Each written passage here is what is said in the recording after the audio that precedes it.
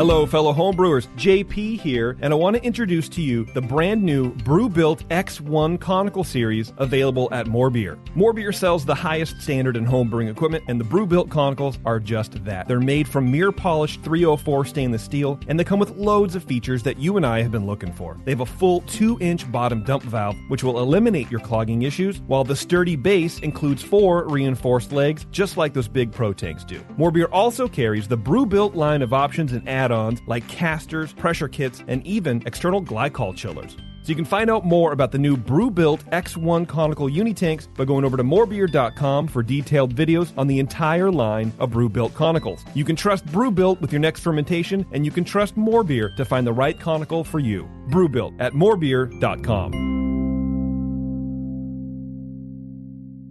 Today's Sunday session is brought to you thanks to the fine folks at More Beer. Visit them right now at morebeer.com.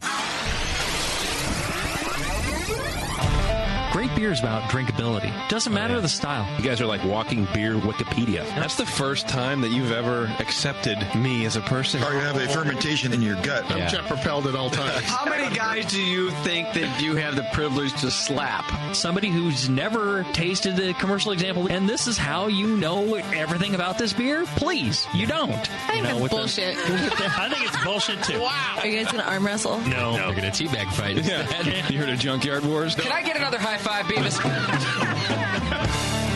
Now, live from the Brewing Network studios in Northern California, this is the radio program for home brewers, craft brewers, beer lovers, and beer geeks. It's your only source for live beer radio that brings expert brewers together with, well, expert drinkers. This is the radio program with a head on it. This is The Session.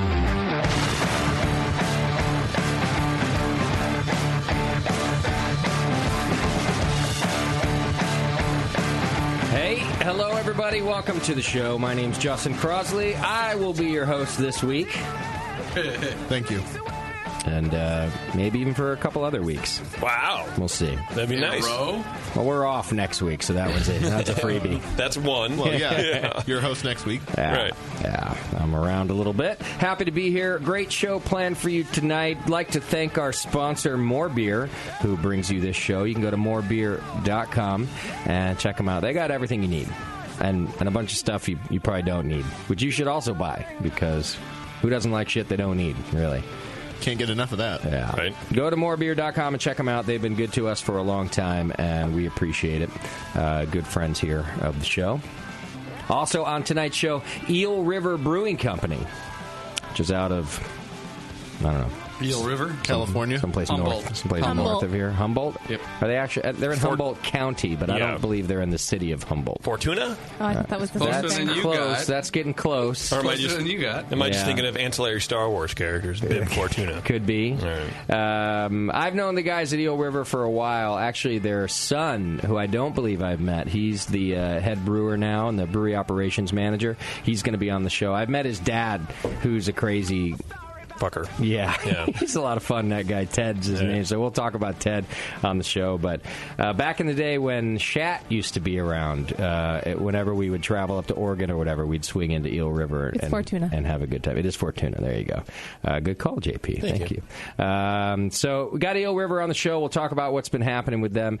They've been around in the business for over 20 years. Which, as we all know here, is kind of a big deal in craft beer. Yeah. So we can talk about their history, and I hope their brewery, they have a pub up there and a brewery, and I hope their brewery's still in the same place because it's in an old abandoned whorehouse lumber mill. No, that's too bad.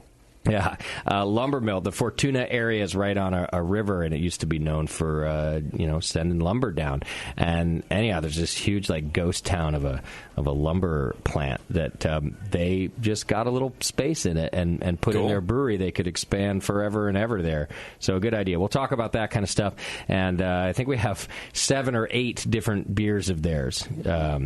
Here on tap at the Hop Grenade, too. So if you want to come down and try them tonight or tomorrow, they'll be around, and we'll try some of them on the show tonight.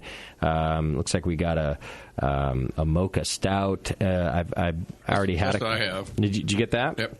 All right, we'll talk about that beer. I've had their pale ale already, which is really, really nice, and they got a couple other things going, including bourbon barrel aged. Is it a stout? No, bourbon barrel aged barley wine that we can try. Probably toward the end of the show. See how things are going. Right.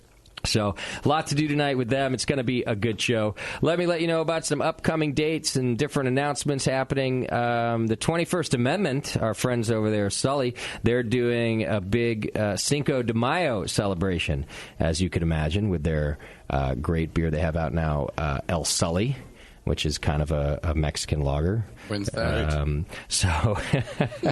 Well, they got a couple different things going on, as a matter of fact. You can celebrate Cinco de Mayo at the 21st Amendment Brewery in San Leandro on the 5th through the 7th, as a matter of fact.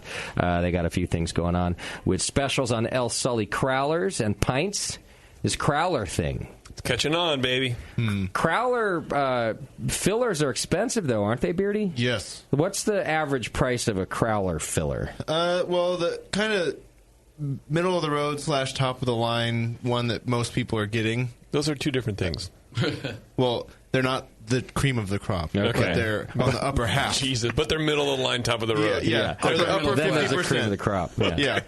What is in the upper? About $8,000 probably. Wow. So, that cranky thing? Just to put the lid on. That's just the can. It's a capper.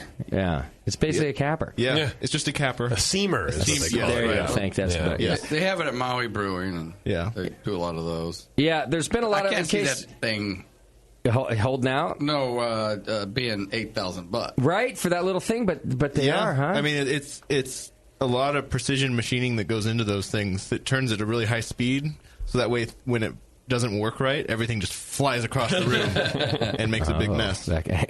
Like chopping off heads, that kind of mess? Yeah. Okay. A beer bloody mess. Crowlers, if you don't know, are it's a large format aluminum can that they just put a can top on like normal, and then you open it like an aluminum can. And I think people like them because they're super cool looking, but I'm not sure the beer keep also? Well, I don't know about that. That's kind of what I was... Yeah. Not necessarily. Okay. If you're just... Essentially, those people that just get the seamer are filling a crowler the same way they would a growler. Okay. So most of those people are doing it the same way, and so there's really no benefit. I would Except think the cool factor. You're right. I think there's just a cool factor in transportation. Like, you can take it out to the beach where you can't take your normal glass Good growler. call, But, yeah. I mean, it's an open no silver quality bullet, benefit. right? And so maybe you purge it, but then you're opening it, and it's not as narrow of an opening as a growler. Yeah. Or even like our warheads, right?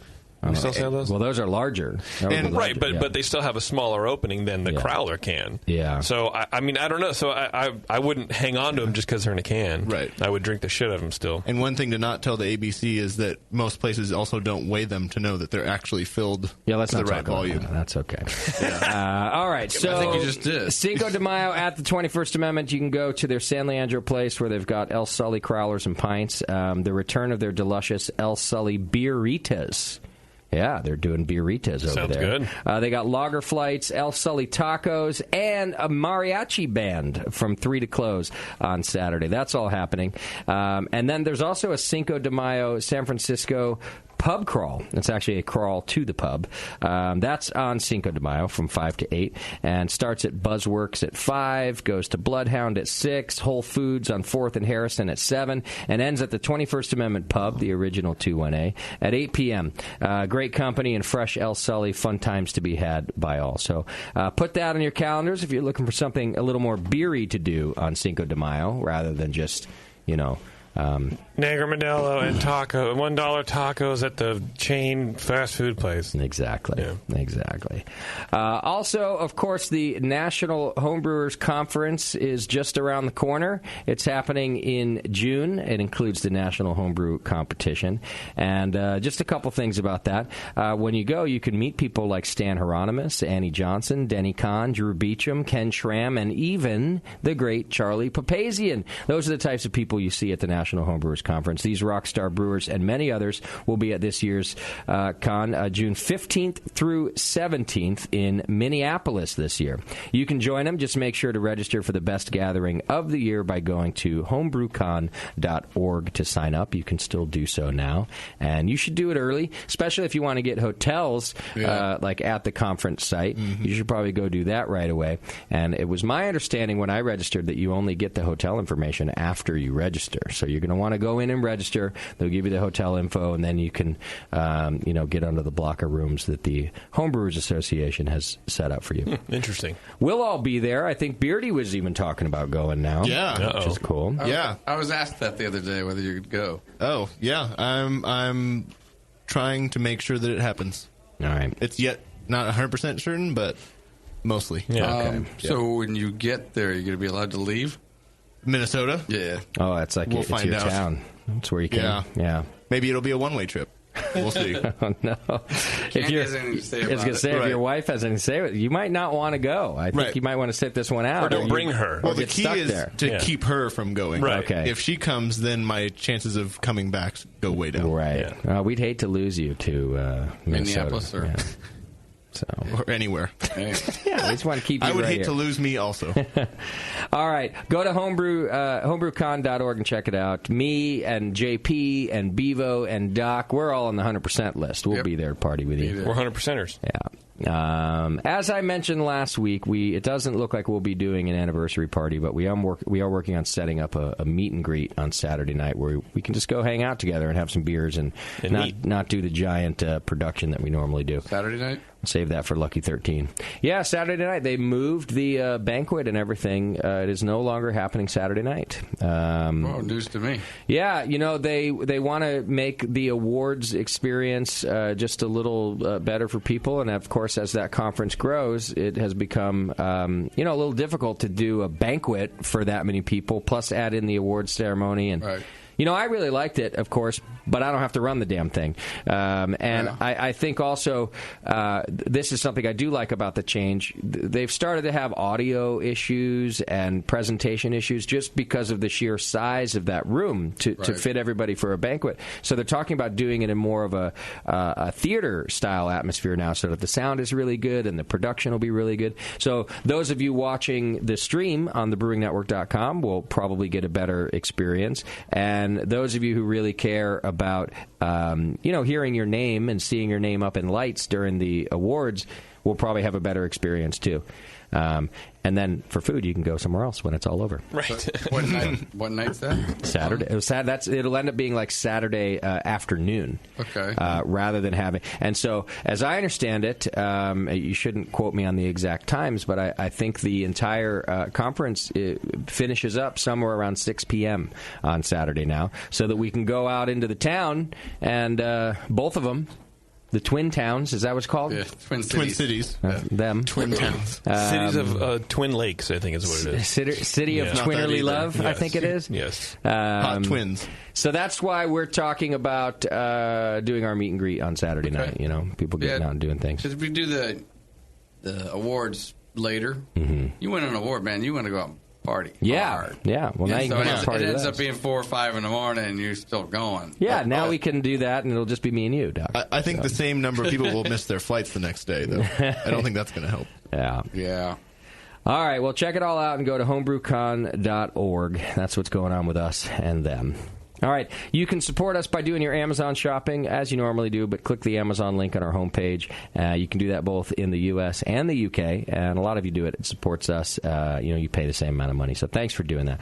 You can also subscribe and join the BN Army. By becoming a recurring donor, for as little as $2 a month, you become eligible to win $100 in the More Beer monthly donation giveaway. It's a good chunk of change, bro. I should do some math on how much money they've given away. It's been a lot over the years, $100 every month for as long as they've been doing that, and we just draw names. The more you donate, the more your name is put into the hat, and we've had a lot of winners over the years, so it's just a cool way to support us, and More Beer helps you out too by giving away that $100.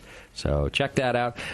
You can get updates on different things and funny jokes and, I don't know, probably racism and sexism if you're looking for that over on Twitter, Facebook, and Instagram by following Brewing Network over there. Send your feedback to feedback@thebrewingnetwork.com. JP gets all that. And he loves it. I really do. Yeah. It's a lot of fun. It's the highlight of his week. It is my highlight of my week. For Friday, I just kind of roll out of bed and hang out and give the cats a scratch or two, and then really look forward to feedback. Yeah. I really get into it. We get good feedback, we get bad feedback, and we like it all. I don't judge feedback. It just exists as feedback. It's just... well, feedback does get judgy. It That's does. true. And then we get judgy on it. Right. That happens too. It's like a donut, right? You can have donuts that are better than others, but at the end of the day, it's still a donut. It's still good. You can't go wrong. Right. Yeah. And afterwards, you're still not satisfied. You're exactly right. It's because of that hole in the middle. Yes. So you buy the little donut holes.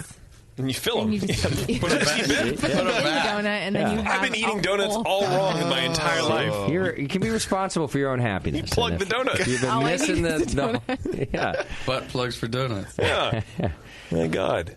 All right. Do we have a Twitter game today? We do. Well, I'll tell you what. Our Twitter game is brought to you by Neshaminy Creek. Neshaminy Creek Brewing.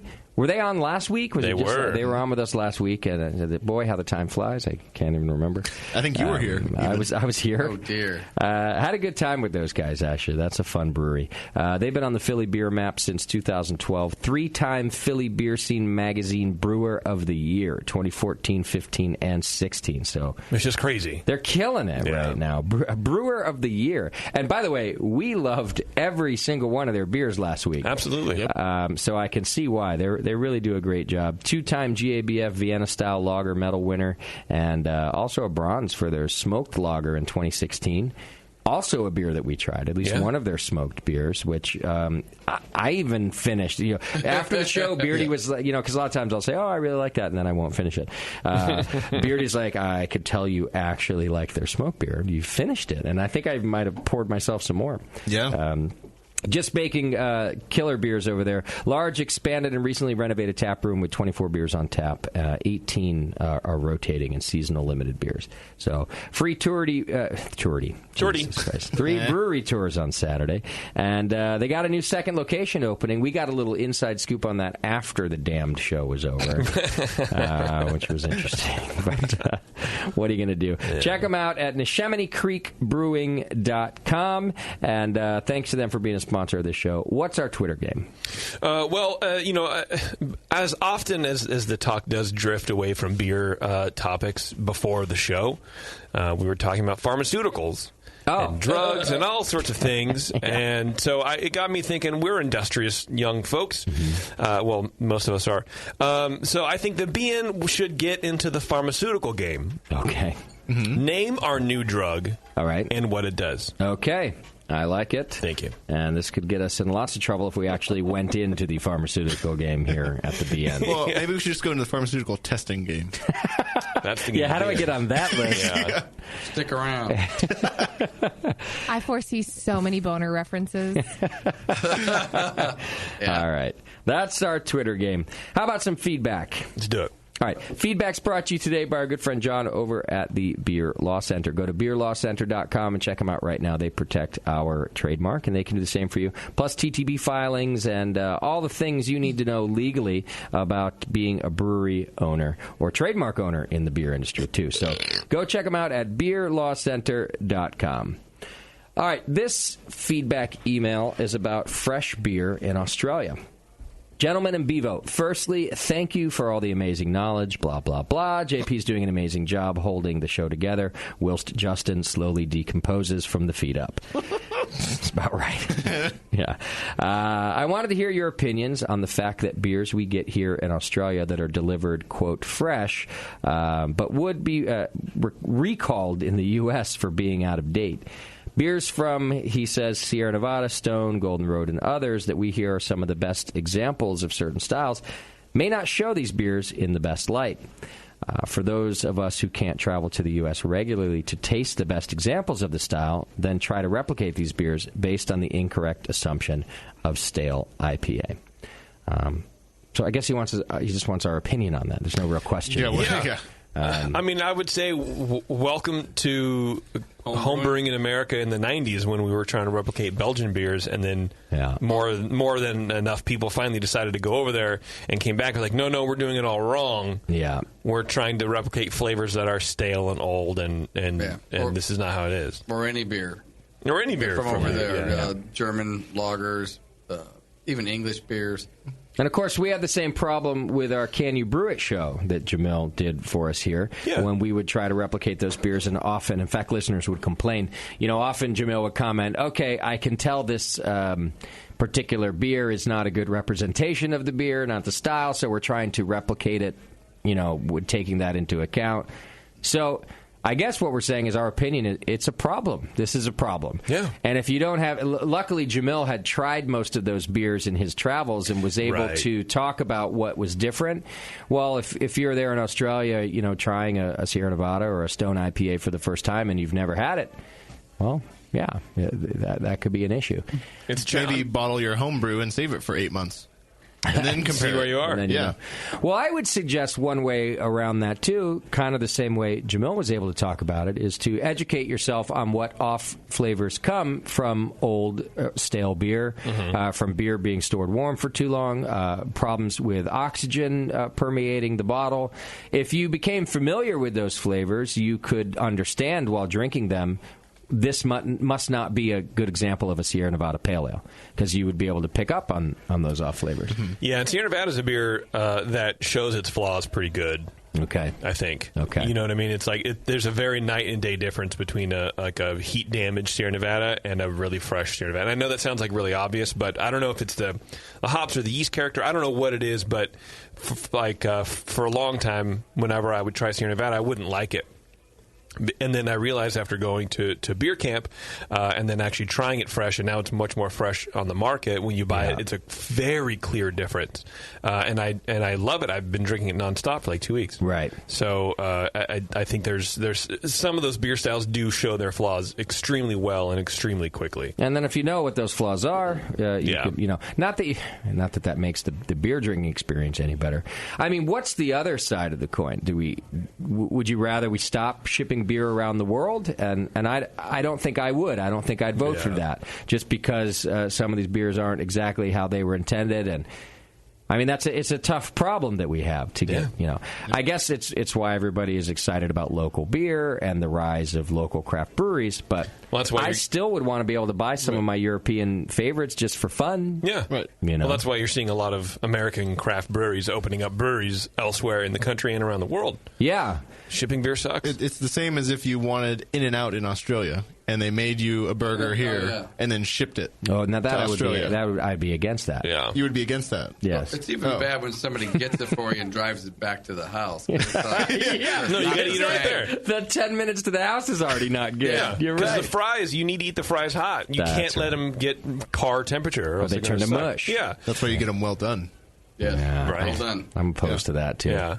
Well, I mean, I guess we do have kind of a problem even here with fresh beer. Like, I'll go to, like, the Safeway, and they won't rotate their stock. And so, like, 12 packs of Sierra Nevada, they're either bottled or canned 2 months ago or 5 weeks ago. Well, which one are you going to choose, right? So you get that one. Or I bought a 15-pack of Founders All-Day IPA because I've had, like, 3 12-packs of Sierra Nevada, and I kind of want to change. Yeah. There was one that was canned on 3/27 and 1/12. Okay. Yeah. So I picked the 3/27 because what am I going to do? I'm not a fucking idiot. Yeah, and they were right there, and so I think that's also part of the problem. Yeah. We're still experiencing that. So even in a market that it still has these fresh beers, you can run into the problem of not having as fresh beer as you want. And granted, it's not probably heat damage and all the travel and stuff, but right, Or maybe we need more charitable beer buyers, and you could have bitten the bullet for everybody just else. Take one for the team. Bought the old that's one. Not me. No, that's not me. Not you. Other people. Other people. Yes. Right. So the best I could really say is to take those beers with a grain of salt, and learn your off flavors, because if you're anything like me, I'd still want to be able to try them overseas. He does go on to say, and in fact, in talking about breweries from the U.S. that are opening in different places, he says, regardless of all this, in the last 12 months, we've had amazing U.S. beers become available here. The Brewery has become available, AleSmith, Cigar City, and Cub.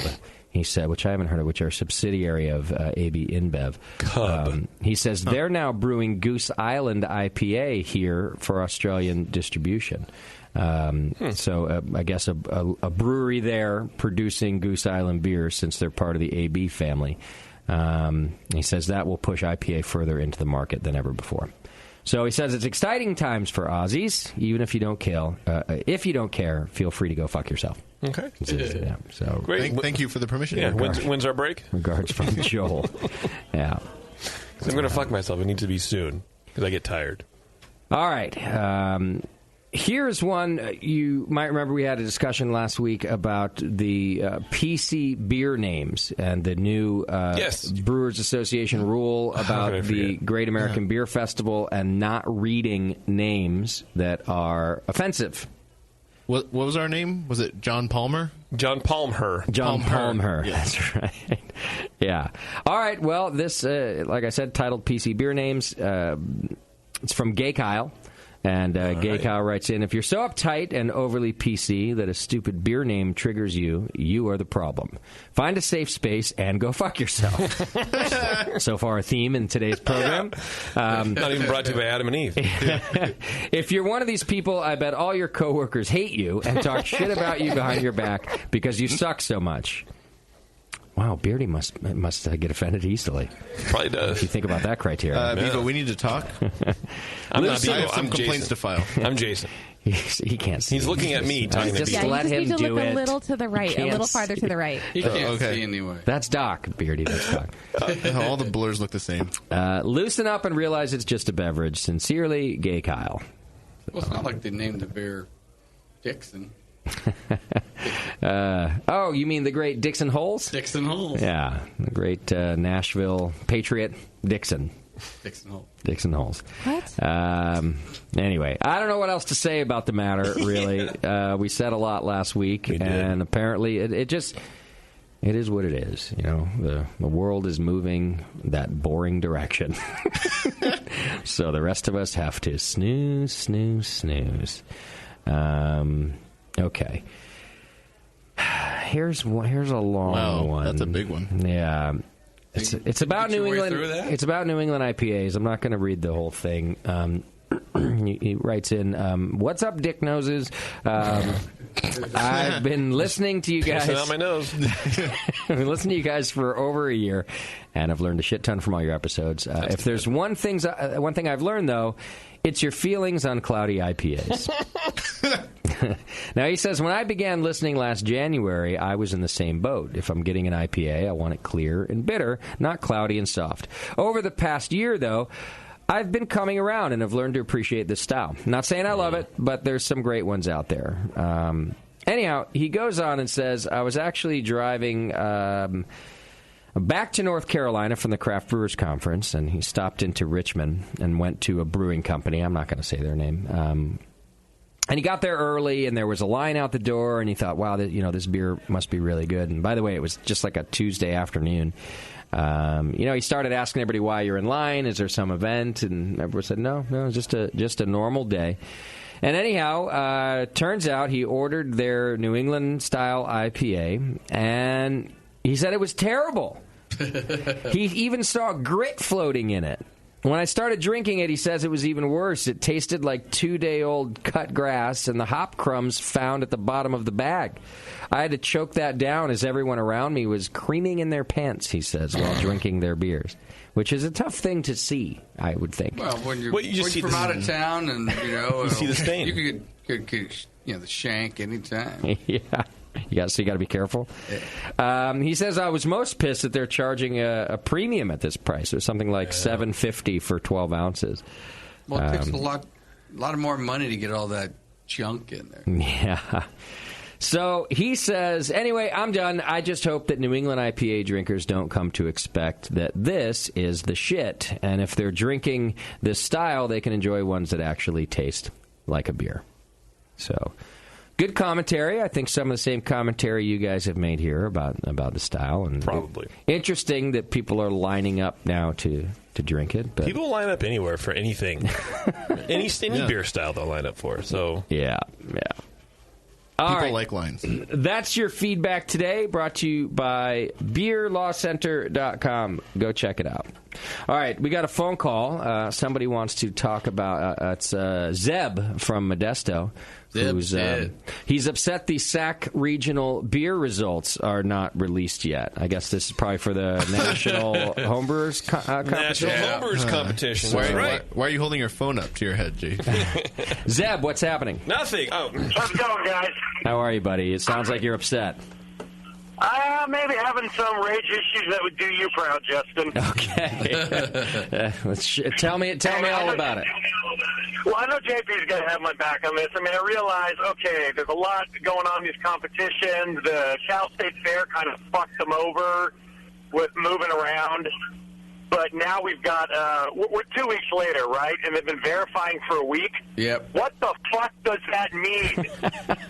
This is like competition blue balls. Right. So, JP, are you experiencing the same thing? You've entered the region, and entered the region. Other regions have posted results, right? Yeah. But not yours. Right. And so I know that, like Zeb is saying, he sounds like a guy who's about to be like, and those damn foreigners keep... But I know. No offense. Trump, I'm on board with that. Hey. Build a wall around the center. They didn't have enough judges, and they had a lot of beer, and so it's taking them longer. But the thing that pissed me off is that I found out a week and a half later, like 4 days ago, right? Yeah. Just the lack of communication is really pissing me off. That You judged everything. You put some into the computer. Maybe tell those people what's going on. But just send every brewer an email that's entered and say, hey, we're taking a little longer than usual. Totally sorry about that, but we're on it, and we should have it around this window. That's all I want. I just want information. I don't believe you. It really is.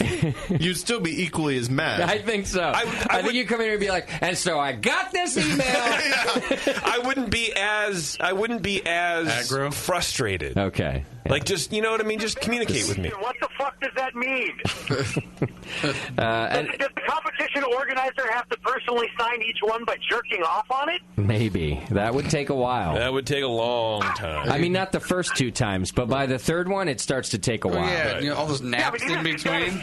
Up. I mean, shit. Yeah.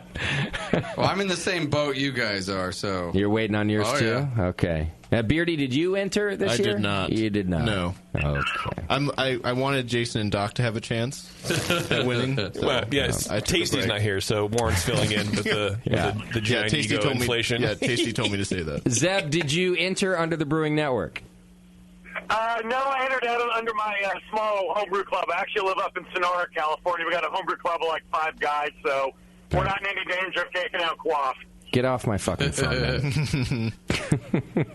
All right, well, good luck. Is there a rumor that they're going to post soon? Does anybody know anything? The last rumor I heard on Friday was that they would post over the weekend by Monday at the latest. So I don't have an updated information. But Monday's not over, technically. Monday's not over, but I'm clicking refresh every 5 fucking minutes. So and have been since a week ago. Yeah. I see that guy on the refresh page, the guy who's all cheery holding up his fingers. That guy could show up at NHC, be the nicest guy in the world, give me a free Westie, say $100 for charity if you drink this Westie, and I'd still fucking kick him in the dick. And then I'd suck on it. I will tell you what, your rage is making me proud. I'd like to give you a round of applause right now. All right, buddy, good luck in the competition, okay? All right, you too, guys. Have a good one. Keep up the good work. Take care. All right. Yeah, don't let those foreigners get you down. Yeah, he had some issues. That's for sure. I understand. Yeah, but I'm trying not to. Picture that guy is really annoying. On the competition page. Yeah, because I got posted a couple times on Facebook, and every time he's just.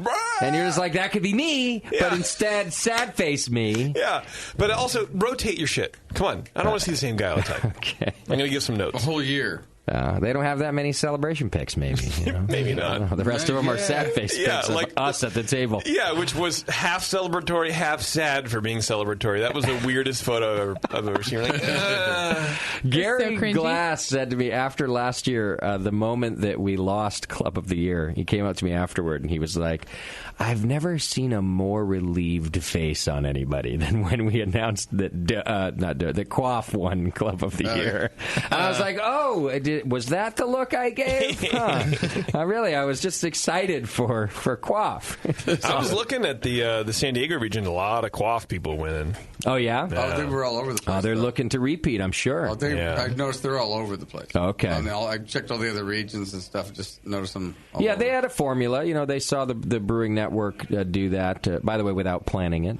But the Brewing Network win in all the regions since we're across the country. And they came up with a formula, and it worked. Not to mention, they brew fantastic beer. Because you can be in all the regions in the universe, but... well, they've been dominating this thing for a long time anyway. Yeah, they must have brick-and-mortar locations in each of the regions in order to be entering in all those, I'm sure. They must. Well, I'm rooting for all homebrewers everywhere in America. Yeah, and in the world. In all clubs. Well, I'm rooting for them on the moon. Except for any of the homebrewers that booed other homebrewers in the past. Yeah. If you ever admit to me that was you, I will not root for you. You can go suck Zeb's wiener. I'll probably Zeb also will kick you in the dick. Tell you you're a douchebag. He'll rip your dick off by the root. Your dick has a root? Oh, my gosh. That is so angry. It hurts right now, it's too. awful. Yeah. I'm pretty sure my dick root hurts I don't right have now. one, but it kind of stings. Ow. All right. Why don't we take a quick break? When we come back, Eel River Brewing Company on the program with us. We've got some great beer of theirs to try, and I'm looking forward to doing that. You can call us up, 888-401-BEER, or hit the chat room and join Bebo. Hang in there. It's The Session.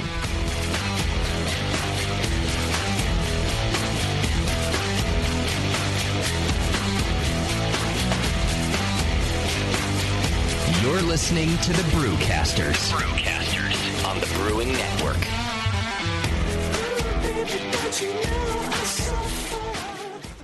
Are you a member of the White Labs Customer Club? If not, you should be. It's the easiest way to earn free stuff for turning in your old homebrew labels from either Vials or Pure Pitch. All you have to do is save your labels and redeem them for things like free yeast, an exclusive White Labs t-shirt or sweatshirt, and even the opportunity to brew with the yeast man himself, Chris White. Signing up is easy. Just go to whitelabs.com/customer club, fill out the registration form, and then mail in your labels. They will return the favor by sending you awesome White Labs swag. Go sign up today at whitelabs.com/customer club. White Labs, pure yeast and fermentation since 1995. The 21st Amendment. Watch out! Do you like beer? They make beer. Watch out! Do you like friends and fun? They make friends and fun. Watch Do out! you still like to have a good time? The 21st Amendment. Watch out! The 21st Amendment in San Francisco, located at 563 2nd Street, 2 blocks from the building where baseball is seen and played.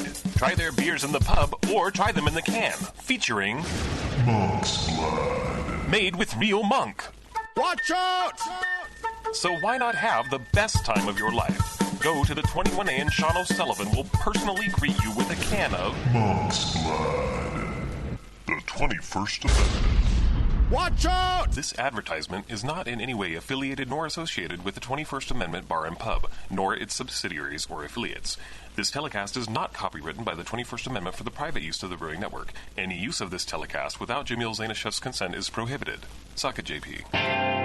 Brewing great beer is a process of continuous learning, and the best books on every aspect of brewing can be found at Brewers Publications, with more than 50 awesome titles like Modern Homebrew Recipes by Gordon Strong, Designing Great Beers, the Ultimate Guide to Brewing Classic Beer Styles by Ray Daniels, American Sour Beers, Innovative Techniques for Mixed Fermentations by Michael Tonsmeyer, For the Love of Hops, The Practical Guide to Aroma, Bitterness, and the Culture of Hops by Stan Hieronymus, and Radical Brewing, Recipes, Tales, and World-Altering Meditations in a Glass by Randy Mosher, plus many, many more. These are the books and the authors with the knowledge to push your brewing farther than you thought possible. And you'll find them all at fine homebrew and book retailers everywhere. And visit the website at brewerspublications.com. Brewers Publications, all the best on beer and brewing. Since the first time the Brewing Network microphones turned on, More Beer was behind it. More Beer sponsors the programming on the BN because, like you, they love brewing. And like the Brewing Network, they love sharing their knowledge. Morebeer.com isn't just a website to place your next equipment or ingredient order. Morebeer.com also gives you access to free beer information that will make you a better brewer. Go to morebeer.com and click into the Learning Center. You'll find podcasts, technical facts, video tutorials, and more, including access to The Buzz, More Beer's social network of more than 5,000 members. And some of them might even be crazier about beer than you are. Get over to morebeer.com today and take advantage of The Buzz, the forum, the Learning Center, and make sure you're signed up to receive the newest More Beer catalog. More Beer, bringing you absolutely everything for beer making. Marin Brewing Company in Northern California has been making award-winning beers for more than 25 freaking years. Today, I want to tell you about their new 12-ounce cans of Mount Tam Pale Ale. The good stuff, Mount Tam is bright gold, 5.5% ABV to keep you feeling good, and has been winning awards since 1989. If you're visiting the Bay Area, get your butt out to Marin Brewing Company. They pour tasty beers and serve great food every day until midnight. Come in for a tour, stay for the food, and pick up a 6-pack of cans of Mount Tam Pale Ale to enjoy at home, camping, biking, or whatever the hell you do. Owner Brendan Moylan has this to say about Marin Brewing beers. It's freaking awesome. Marin Brewing has won more than 100 gold medals in international competitions. Check out marinbrewing.com for all their award-winning beers, food, and merch. Marin Brewing Company in Larkspur, California. Award-winning taste, refreshing finish. It's freaking awesome.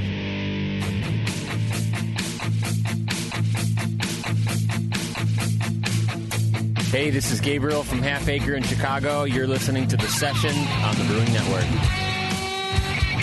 All right, welcome back to the show. Thanks so much for hanging out with us. We appreciate that. We got a lot to do, as always. Before we get to it, don't forget about our friends over at Great Fermentations. You can go to greatfermentations.com, and they're giving away free homebrew ingredients for 15 years. That's longer than I will likely live, ladies and gentlemen. They're also giving away a Blickman Brew Easy all-grain system. Just go to greatfermentations.com/giveaway and enter for your chance to win. It's a huge prize, really a $10,000 retail value. Compliments of Great Fermentations. And the grand prize announcement will be on Saturday, June 17th. They're also giving away random things every 2 weeks leading up to the close of the competition, which include things like conical fermenters, temp controllers, and the new Blickman Riptide Brew Pump.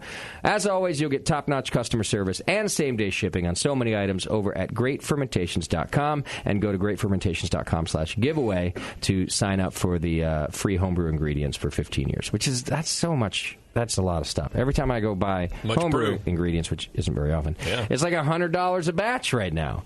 It gets crazy. Go like them on Facebook at GR8 Fermentation, Great Fermentation, and Instagram and Twitter. GreatFermentation.com. All right, we're going to try this. We got Matt Vivitson from Eel River Brewing Company in the studio, and his microphone may or may not work after I just dumped a glass of water on the mixing board. Matt? How's it going? Uh-oh. It's off. How about now? There you go. Don't know. You tell me. Yeah. There we go. Yeah. All right. We'll see if that mixer lasts. I was just explaining to them that I'm the only one who ever dumps things on this mixing board. This time, water, luckily. So on that mixing board, yes. If it fails, it might actually dry out again. But I don't know. Yeah. Bevo sprays on it sometimes. What does that mean? She sprayed Dave's mouth beer all Adam over and Eve. That's true. We need to put a glass. Get away from me with any beers right now. Quit being flailing with your hands. I need a glass shield around my mixer. And on your hands. Yeah. All right, well, so far we seem to be in business. We've also got Jose in the studio from Eel River. Let's see if your microphone works. Hello. All right, so maybe we're in good shape. If Beardy's doesn't work, then we're fine. It doesn't really matter. Even better shape. I would call it a win in this case.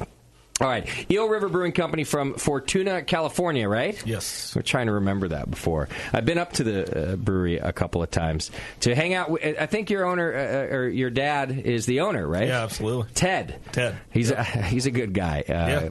Kind of on the crazy side, which is what I like about him. People seem to remember him for sure. Negative or positive. For sure. Right? Yeah. He's a good guy. He's also just very hospitable. I've been to both the production brewery and the brew pub. Okay. I was kind of wondering with the guys before we had you in here in the first segment, is the brewery still in the old lumber mill? Yeah, we're in the old Pacific Lumber Mill, Nice. old Mill A building. Okay. Which is a defunct redwood planing mill. Okay. And we were actually planning on doing all of our production on site because we own all the property around our pub. Okay. So we have the two big lots next to it all the way to the river. That's our property. Beautiful. And then I didn't know just that. The opportunity arose that the mill was open and we could easily get a chunk of the property just to lease. Okay. And we were able to throw a production facility in there real quick. Yeah. Instead of the painstaking process of building one from scratch. Building an entire building is what. Yeah, all the licensing and all that kind of stuff. So permitting. Yeah. So we were able to just wall off 20,000 square feet of that massive 200 and something square foot building. Wow. And start brewing in there. So I think that's one of the smartest brewing facilities that I've ever heard of. That idea to take over something like that, because not only, like you say, was it kind of easy just to go in there and not have to build a building, but your expansion possibilities there are enormous, too. Sure. Like I said, we have 20,000 square feet of it, but which is huge. We have an agreement in our lease to knock out the back wall and do another 20,000, which, 40,000 square foot, you can throw some tanks in there for sure. Oh, yeah. So, you guys will be one fine or two for a while. I mean, Now, that was not... The brew pub was your first facility, is that right? We were fully operational, full production there up until about 2006. Okay. So 2006, oh, dude, it was a nightmare. Really? I hate it. Oh, dude, it was so bad. So we were doing, I think we got up to 4,700 barrels out of 900 square feet. And, what size brew system is that on? It was a 15-barrel system. We had 4 30-barrel fermenters, 2 60s, and a 30-barrel bright. Got it. And we were bottling 22s and 12-ounce. Mm-hmm. Your own bottling in line? 900 square feet. Oh, my God. So we had to stack by hand on pallets in between our fermenters and our brew house up to the lights, which was about 17 feet up. Yeah. We had a ladder. We'd stack it up, the pallets as high as we could up to those lights. Oh, my God. Down stack them every morning under tarps outside, rain or shine, 7 days a week, just so we could work. The pub here at the Hop Grenade is larger than that, and my GM bitches about not having places to store envelopes and shit. And you guys are figuring out how to produce over 4,000 barrels a year out of 900 Yeah, so you square can foot. imagine how happy we were moving down to that space. Okay. Yeah. And it seems like you guys made some decisions early on, and let me just kind of explain the region a little bit to any of our listeners. Fortuna is quite a ways north of here, and it's a bit more rural. But you guys made a decision not just to be a local brew pub. You started distributing beer, I think, pretty early on, too, in the bottles and kegs, right? Yeah, we were doing self-distribution way early on. In fact, I remember being a tiny little kid, back when we started, because we've been around almost 23 years now. Wow, that's a long time. So I wasn't a tiny little kid, but I remember when we were self-distributing, riding down with my dad down to San Francisco, sitting out front of the Tornado on the curb while he was loading kegs down into the hole. Yeah, getting them downstairs. Someone's trying to sell you weed. We had plenty, man. We're up in Humboldt, right? Humboldt County. You sell me weed, dude? I'm just thinking. Actually, so I'm just thinking about how the hate is. But I would have loved your little child answer to the people trying to sell you weed. I don't need your weed, kid. Get out of here. That's great. So you distributed earlier on, and then bottles as well. Yeah. Kind of going everywhere. Yeah, I mean, we jumped into bottles pretty early on. We had basically a homebrew counter pressure filling setup in our brew house. Okay. Way early, Yeah. Mid 90s. Okay. Trying to do the bottle thing because that seemed like the logical next step. Sure. But I mean, how did your old back, man get into the brewery business at all? Well, when he was in the military, he was stationed over in Germany for most of his military career, and got into beer over there. And then when he got out, he got into home brewing. Got it. And that kind of spawned it. Saw it as an opportunity. So when he started the brewery, he was working full time for National Forest Service. Nice. And then just cashed in his retirement and went for it. Okay. So it's just kind of all in. Good for him. Yeah. Yeah, I remember he was always inviting me to go kill shit with him when I was up there. Kind of a hunter type of guy. He doesn't hunt. That's weird. Is that what it was? Yeah, you're like, I thought it was weird too. Glad I didn't. No, totally. I mean, that's a big deal up where we're at. It's hunting, fishing. That's where we're at. It's beautiful. Yeah, up no, there. absolutely. Did you always think you were going to end up in the family business? Yeah, I mean, from fairly early on, I was into it. It was just kind of what we grew up with, so it made sense. And I strayed off a little bit. I was into music for a while and thought I was going to do that for a while, but kept getting sucked back in. I just liked it so much. Got it. So, I was brewing in a professional brew house by the time I was 14. Wow, nice. So it was just kind of bred into me, Okay. But do you have a sister that's in the business too, if I remember right? Totally, Marissa. She's our national sales director. Nice. She lives up in Portland, but she's all over the country selling beer for us, and that's great. Directing sales and very cool. Yeah. Family business for sure. Yeah. Can I ask? I don't know how to ask this without it. I'm not trying to get your dad in trouble or anything, but how was he owes me $100 for heroin? I need my heroin. Well, what was from your dad? What was beer like when in your family when you were a kid? I feel like Americans can be kind of uptight compared to Europeans. Yeah, dude, I mean that's all. People get weird about everything. Yeah, so I have no problem talking about this. Okay. But it wasn't weird for us growing up. I mean, I was never like. I wasn't a little kid cracking beers and getting drunk with my dad. Like that, it wasn't like that. But there was never a stigma in our family about the beer culture, beer scene. Okay, it was just the way it was. It wasn't. There's nothing weird about it. Like that makes sense. Yeah. So if you would taste Dad's pale ale just to see what's Dad do for work. Yeah, I mean, it's like all of your friends. Well, we'll get to that later. But no, there was totally a stigma. I mean, I remember being a kid like 4th, 5th grade or whatever, and we had our company T-shirts, and the school tried to keep us from wearing our shirts to school because it was beer related. Yeah. But it was like we're a tiny little local town, so he came in and talked to the superintendent and the principal. It's like, what are you doing? This is a local business. You gonna be like that about a local business? And they're like, you're right. Can I just add that Ted's a little scary on top of that? So I would not have wanted to be the superintendent that got that talking to. And I'm sure it wasn't that smooth of a conversation. Yeah. Did he invite them hunting also? Right. And they're like, no hunting required. The shirt's okay. Yeah. I got a guy from down south in the Bay Area. He's going to come up hunting. Would you like to come hunting with us? Yeah. You only have tents for 2 people. I know. But he makes a great point about that, that it is just a local business. And, of course, I could see the school district wanting to ask some questions, but we just should lighten up about these things, Yeah, well, I mean, at that point, too, our area is really rural. There's a lot of wholesome family values and stuff like that. And I think people kind of saw it as maybe there was some negative stigma towards it. Okay. But it didn't take long for us to be so unbelievably embraced by the community. Got it. I mean, it didn't. That was early on, and then people started catching on. It's like, no, this is where you bring your families. Sure. Like this is where you're going to go get a burger with your kids running around out back and stuff. This is a family thing. It's not. Right. It's not like some weird drug place. It's a brewery. It's and like, we're not looking to get the whole town drunk either. Yeah, we're just your totally. local pub. Not all drug places are weird. Not all, is that what you said? Yeah. Totally. Were you born in that area, too? Is it you lived there your I was whole Humboldt life? County, born and raised, for Okay, sure. got it. We actually lived down in southern Humboldt when I was a kid, and around, but never left the county.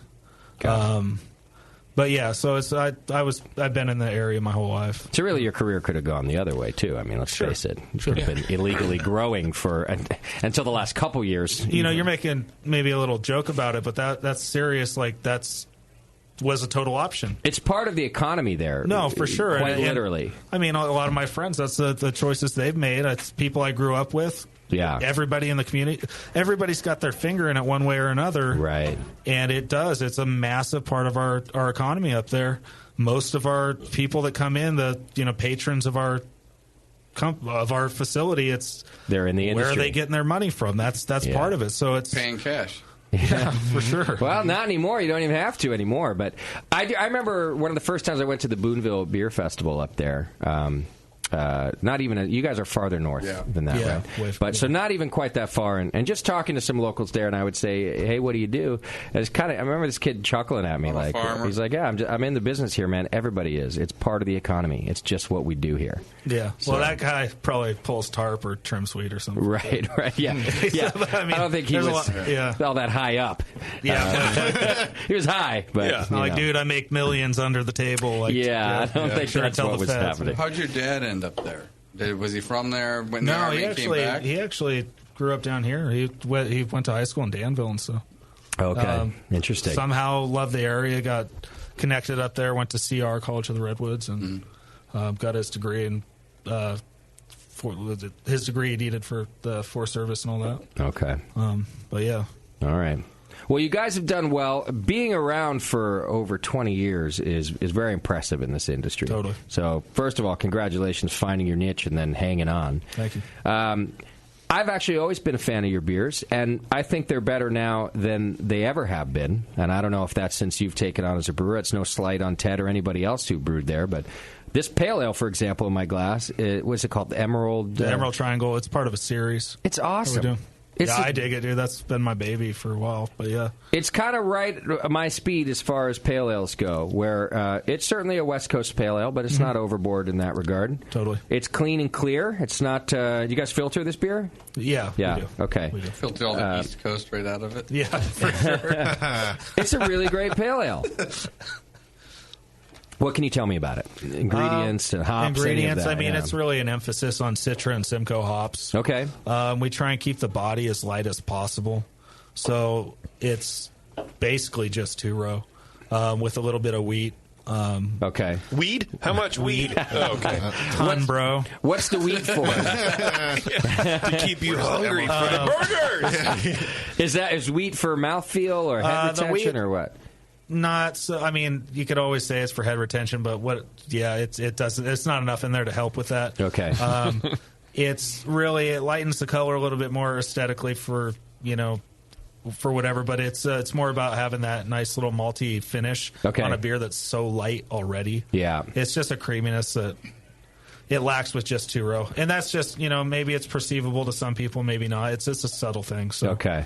The color's perfect for my taste in a pale ale. Sure. I mean, that's how I like to see it. Well, we were just talking about this earlier, and with pales, some people are looking for like traditional Sierra Nevada or even English style. When people think pale ale, they think Sierra Nevada pale. It's like the legendary pale, which looks like an amber ale. Sure. To today, but I mean that was always the go-to forever. But this is just kind of our take on it. Lighten it up, hop it up, big aroma, but not bitter. What's the ABV on it? It's 5. Yep. Okay.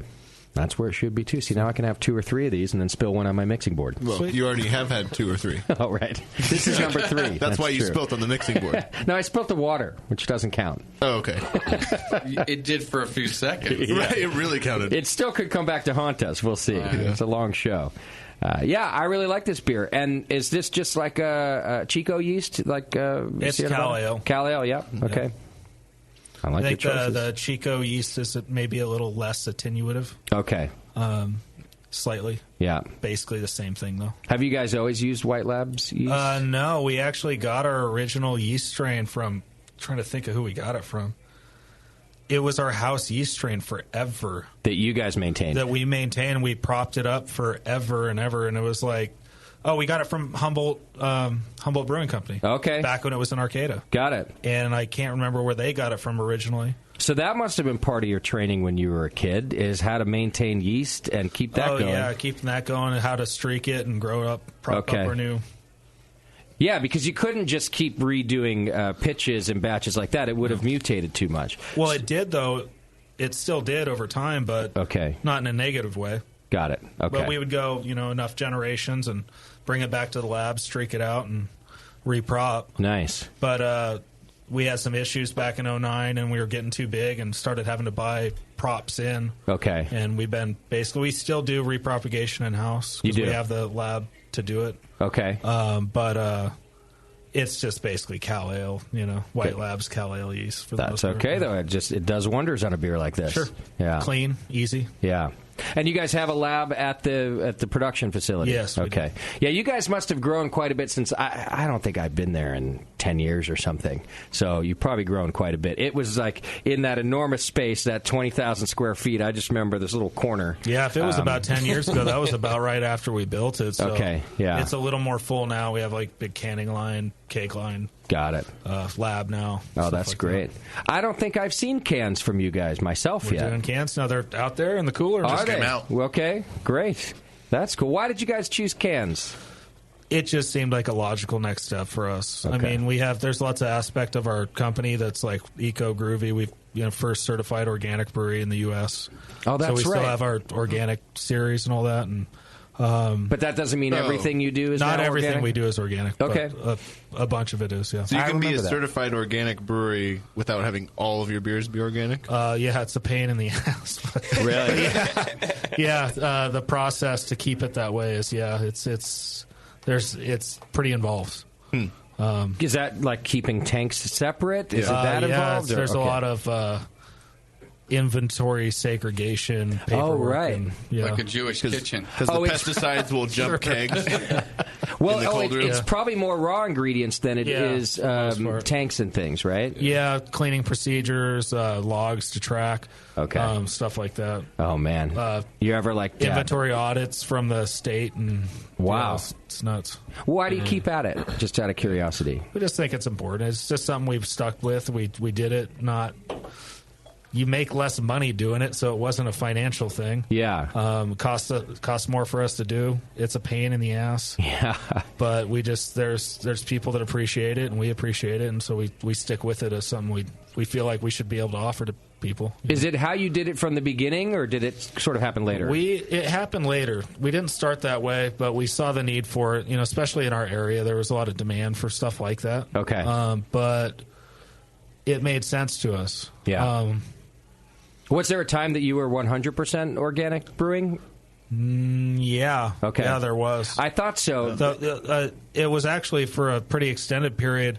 The only reason we strayed away from doing 100% organic is because there was so much cool new stuff going on in the industry. Yeah. New hops coming out, experimental varieties, stuff like, I remember when Citra hops came out. We're like, what is this? Like, we're so pumped on it. But we couldn't get that stuff organic. And we wanted to be able to use that stuff also and play with it. And we're brewers. We want to play with it. We want to try new things and make these beers with characters that we couldn't do before. Sure. And we couldn't do it organically, so we offered other things. See, I like your decision making because you can certainly have those principles and even your preferences to stick with that direction. But not only do you want to have more fun as a brewer, but you also, let's be honest, you do need to stay competitive in the marketplace. Oh, absolutely. And so, yeah, to not be able to use all the tools everybody else is using would be cumbersome. Sure. And boring. I mean, do you notice a quality difference? Like, is organic 2-row the same as non-organic 2-row? Well, the best way to put that is that it's not even remotely as consistent. Organic is not. Okay. Interesting. When you're talking about small volumes, it might be small farms that are producing this organic 2-row. Mm-hmm. And they're taking that from however many small farms and then malting it, and you're getting it from all over the place. So silo to silo, it's all over the board. Sure. Not necessarily worse. It's not like if the quality's not there, it can be, or it might be epic. Yeah. But it just changes constantly. So, really, dude, it's brought our brewing, as far as brewing quality, up because we're so aware of that stuff. Oh, yeah. And having to compensate because of it. And you have to pay attention to your lot analysis and all that stuff. And adjust your brewing because of that. It became so important to where normally, it used to be back in the day, it's like malt's the malt. You know, you're going Right. to use it, and it's whatever. Yeah. It's malt. What do you mean it doesn't have this or that? Yeah. And as a professional brewer, you have to consistency is king. Sure. As a production brewer, and so it really made us step our game up to use it. But I wouldn't say it's not on par quality wise, but it's all over the board because you're dealing with small batches of stuff. Okay. So if that makes sense, I don't. Yeah, That does make well, sense. Yeah, it's inconsistent. Yeah. Totally. See, now I would think you might be a little bored that you don't have to do all that math on the inconsistency in the malt. Life's too easy, is what he's saying. Right? Yeah. Game over, man. Yeah, living the easy life up there. Your dad's going to shoot you one of these days because you've gotten weak. No, I don't want to go hunting, Dad. It's an accident. I don't want to go hunting. The annual culling of the herd. I mean, hunting with Dad. Yeah. We should have a TV show, man. You guys should definitely have a TV show.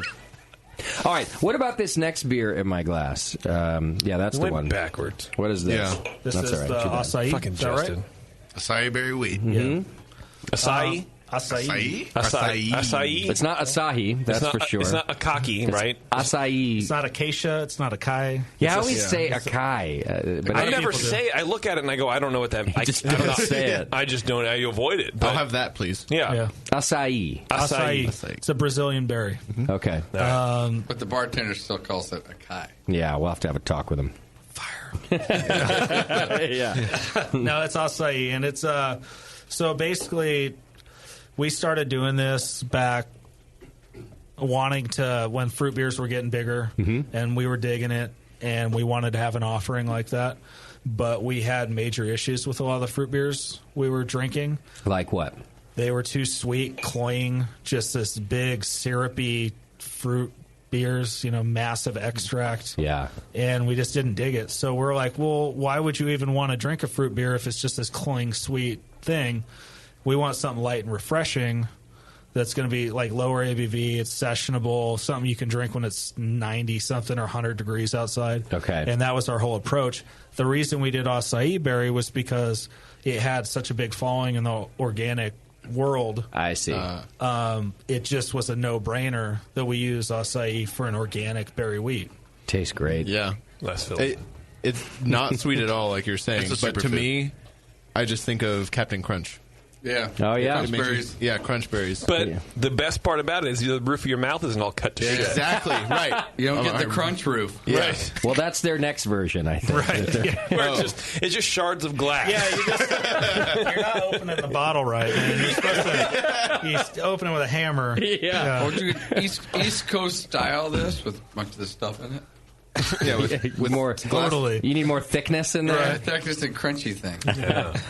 That beer thick. I actually read in my notes that Matt is not a fan of the East Coast style New England IPA. I'm just not. Yeah.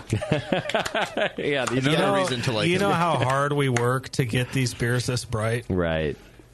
I mean, I have nothing against unfiltered beers, especially unfiltered styles. Hefes, they're Okay. one of my favorites in the Yeah. summer. Drink Hefe all day, Yeah. But to go out of your way to make it hazy for a visual aesthetic, I just can't get behind it. It's just not my thing, dude. Yeah. So, well, these are crystal clear. So, in what form does that fruit go into this beer? freeze dried berry. Okay. And then also it's an organic puree extract that we had to source specifically for it. So it's not just like a in the lab made like extract. Okay. We had to get the juice squeezed kind of deal. And does all that go in? That's why it's clear and not like a purple. I see. But oh yeah, because otherwise it would take the form of the juice. When does it go in the brewing process? The berries go at the very end of the boil. Okay. And then the juice basically goes in post fermentation. And that particular feature is what you sort of had designed, was to not add color? No, it was Okay. just a byproduct of the process. I see. Yeah. Okay. Is it hard to source those kinds of ingredients, like the non It was brewing at ingredients? first. I mean, yeah.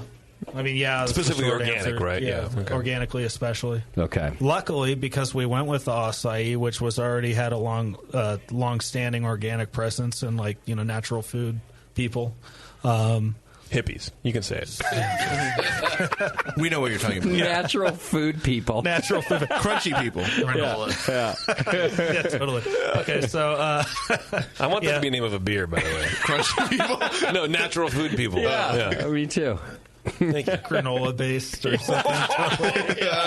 Yeah, you can call it like Birkenstock brown ale or Oh something. god, just think of feet while you're drinking it. Yeah. Cheese the hops, totally. Pale ale for the trimmers. We actually, okay, that's what. Yeah, so we did an Irish stout, like total Guinness knockoff, like dry Irish stout. Yeah. On Nitro, and we called it Grinder O'Keefe's. And we had a whole backstory how he's an Irish immigrant, and like that's funny.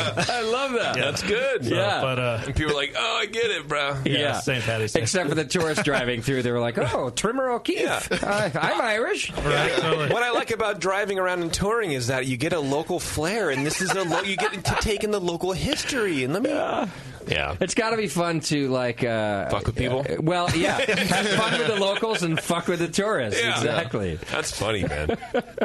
So what was the question again? I don't know. It doesn't even matter. This beer's good. As Lupe would say, severely crushable, bruh. It is light drinking, so sessionable, as normal people say that aren't our friend Lupe. As aren't Dodgers fans? Yeah. Also... yes. It's not. This isn't. He's broken. It overwhelmingly no. lacks oxidation, which I find a lot in fruit beers for some reason, or maybe it's not even oxidation. It's just like a weird cardboard a byproduct that comes from a lot of fruit, which I just it is entirely free of in your beer. Maybe it's like a tannin thing, like the meat, the pulp of the fruit. Maybe it could be. And like last week, we had a fruit beer where the tannins were really fabulous. Like we liked it. But a lot of times, to me, it comes off like cardboard. But this is completely lacking that, so it's just a really clean, like Beardy said, it's not sweet at all, but it has plenty of fruit flavor. I mean, nobody would confuse this about being a fruit beer. Well, and it's like the beer we had last week, I think was like 8%, and this is what is this? Under 4%? 4%. Okay, 4%. So you can definitely go that light and not crush. Any malt or any sort of beer flavor. Yeah. You know what I mean? And I guess the extract That was helps the hardest thing with making that was to keep that nice wheat creaminess as light as possible. Like, keep it there, but make it just as absolutely sessionable as possible. I think this must be going into cans, right? This has got to be high on your list. It's not even that we have 2 beers on. Acai berry wheat in cans? We talked to Jose. Jose, he's all about it. You must be voting for this in cans, right? Let's put it down as a yes for acai berry wheat in cans. So, I mean, so Jose, you are our local rep here in the Bay Area. That's right. So we see Jose at the Hop Grenade quite a bit. Drunk. My sales strategy's paid off. But come on, this one's a no-brainer to go in a can. Like, people will go nuts for this. Yeah, look at the... This is one of our festival killers. I This bet. was crazy at Beer Fest. And when people Dominates. try it. Just dominates. Yeah. So, it's... How can it not, man? Exactly. It's just that, not that it has to be in the hot weather or whatever, but it is a summertime beer. It's a take out on the boat beer. It's a festival beer.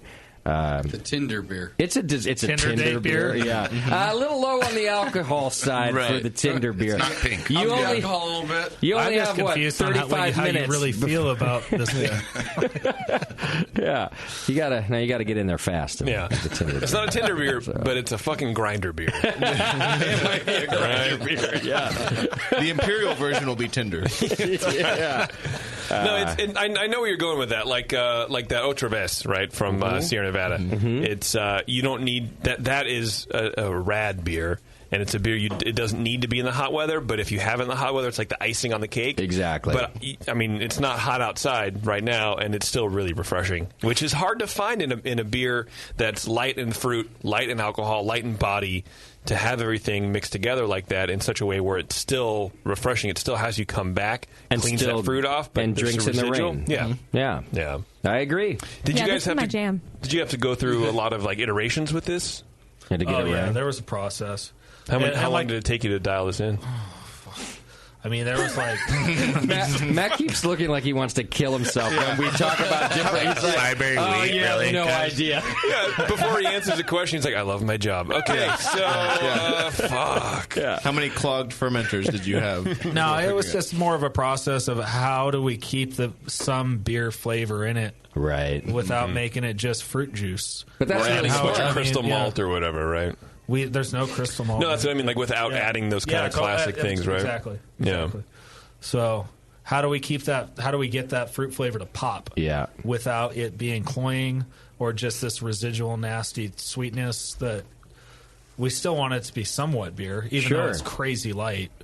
It should still taste like beer. Yeah, That's always been one of my standards about fruit beer or any beer for that matter. It should still taste like beer.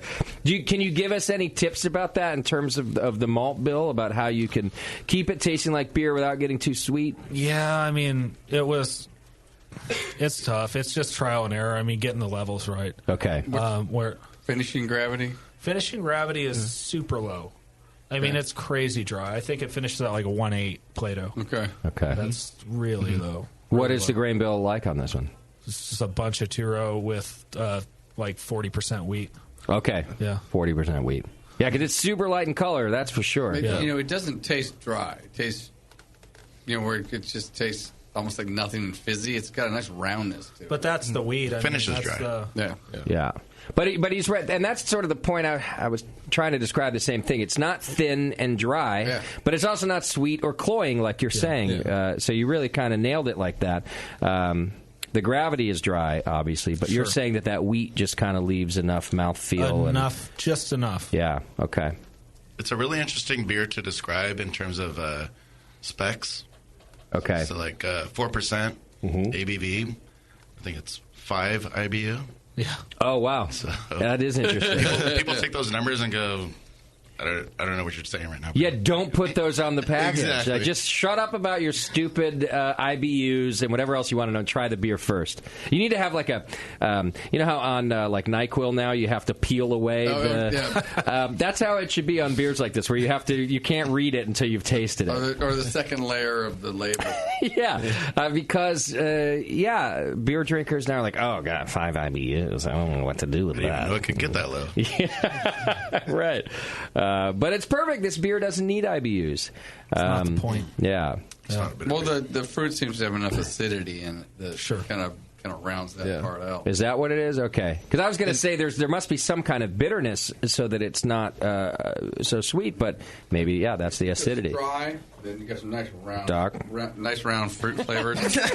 It's his first time. Can't hear you, bro. Yeah. And, the fruit gives it something just in the bottom end of it, maybe. Okay. It just doesn't taste, as you were saying, thin. Yeah. Do we have this on tap out there? Is that how we got it? Yes, we do. Come down to the Hop Grenade and try this beer. You're going to enjoy it. Not now, but right now. Yeah. All right, and we've got one more beer to get through before our break. What is this one, Matt? Is this the Mocha Stout? Yeah. So it's our single origin. Is that what it's called? Single origin mocha stout? Yeah. So it's a milk stout that, I mean, there was a long process in the idea of this. So we wanted to do this for a long time, but we took one of the premier chocolatiers in our area, Dick Taylor Chocolate. Okay. And then one of the premier coffee roasters, Humboldt Bay Coffee Company.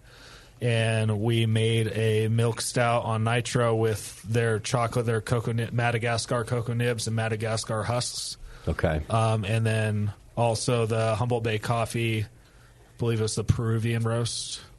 Okay. So single origin for every aspect of the beer. Got it. And then it was all 3 companies coming together in Humboldt County. So that was the whole play on the single origin. But it's just... you guys were stoned as fuck during that, weren't you? No, man. This also came out great. Are you a cop? You got to tell me if you are, man. Good question. Not a cop. Are any cops listening? I love the clarity. On this one? Yeah. Mm-hmm. All the beers are clear. They're all clear, even the dark ones. Totally. So tell me what format the chocolate and the coffee was used. So the coffee was one of the easier aspects of it. And you could tell at first when we first made it, it was really the coffee popped. But what we did was we made cold brew coffee. Okay. And then threw that right at the very end of the boil. So we didn't want to boil it and burn it. But we...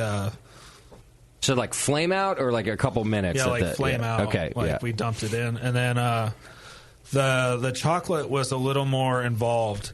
We did cocoa nibs in secondary, but we also did the husk, which the husk actually had a lot more character than the nibs ever did. Interesting. Yeah, the husk is where it's at. It really is something special. Okay. But we did that some in the grist, which was more of just like gimmicky. I mean, we were just playing with it. It was fun.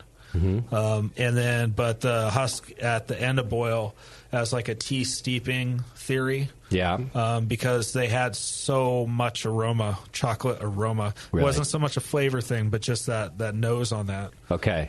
Yeah. So whirlpool for that too. And then, sorry, you said you put the nibs and the husk in the fermenter too, or no, just... not the husk. Okay. The husk. The problem with cocoa husk is they use acetobacter to actually make the chocolate. Like when you buy it when you get it from the bean, like out in the jungle, they use like natural acetobacter out there to break the stuff down, and then when you buy it as a chocolatier, you're buying it and you're roasting it to get all these chocolate flavors to explode and get this big notes out of it. Okay. But it's just loaded with acetobacter. That would be bad. So news. if you're going to use it anywhere that's not the hot side, you're risking massive infection with it. Wow. And that's only the husk, not the nibs themselves. Exactly. And don't they have to worry about E. coli and other more serious things I wasn't like that, too concerned with the coli. That stuff's totally fine. Okay. But it was, as far as like an infection issue, it's you're talking about a really porous thing. I guess we could have it was too big to throw in like an autoclave and try and kill bugs or whatever, but it was... You got a lab, come on. It's not that big, dude. Don't even messing with that. Do you advertise this beer as triple chocolated? No. No. Should we? No, because that's stupid. Well, Coors does it with hops. You called it a milk triple stout? hop. It is. It does have lactose in it. Okay. So that was kind of the whole... Turn it open. It was that was the whole concept of the mocha thing. Okay. So it wasn't that we were going like, this is going to be a milk stout, let's also do this other stuff. It was a play on the mocha concept, and then that all kind of tied in. Okay. Being able to call it a milk stout and all that. So, Sure. Yeah. At first, I really just picked up the chocolate my first couple tastes. Well, it's aged also, and the chocolate's popping now. It wasn't Okay. like this when we first did it. Okay. The coffee popped through a lot more. I mean, Jose was just coming in on that today, how much the chocolate's really coming out now. But the coffee still comes through. Sure. I mean, as you drink, I think like any good beer, they all don't taste the same from your first sip, right? And so as I've had a few more, now I can really pick up the cold pressed coffee, and so it's still.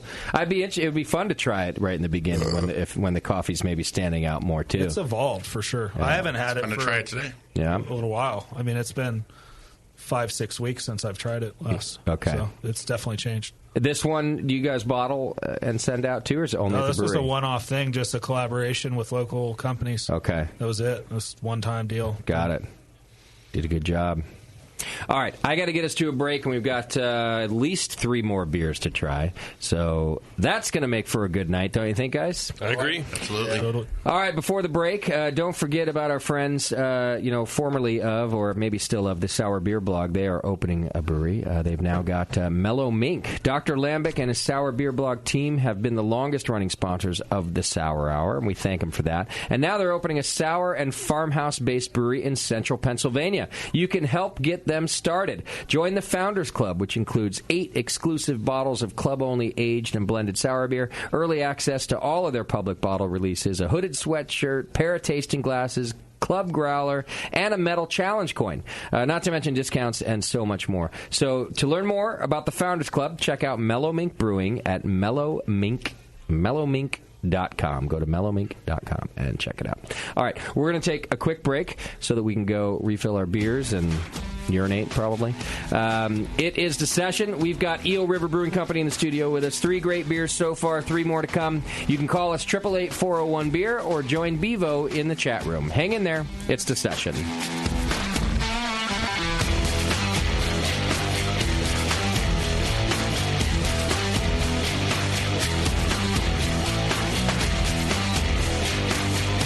You're You're listening to the Brewcasters. Brewcasters on the Brewing Network.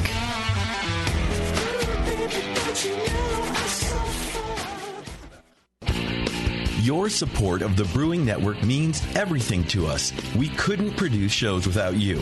And we love giving you something extra for that support, like Brew Your Own magazine. You already know it's a great brewing magazine full of recipes, equipment how-tos, discussions of beer styles, and brewing techniques. Whether you're new to brewing and just starting out or you're an old pro, you'll always learn something from the articles in Brew Your Own. Plus, there are amazing special issues like plans for building a Brutus 10 system, 250 classic clone recipes, and a Homebrewer's Answer Book. Brew Your Own magazine and BYO.com are awesome resources for any brewer, whether for yourself or as a gift. When you subscribe or resubscribe from the Brewing Network homepage, you directly support programs like this. Get a great magazine and support the Brewing Network. Subscribe to Brew Your Own right from thebrewingnetwork.com. Do you know the 3 most important rules in brewing? Sanitation, sanitation, and sanitation. And no one does it better than 5-Star Chemicals. 5-Star knows sanitation. You can only sanitize clean equipment. And 5-Star knows how to clean, too.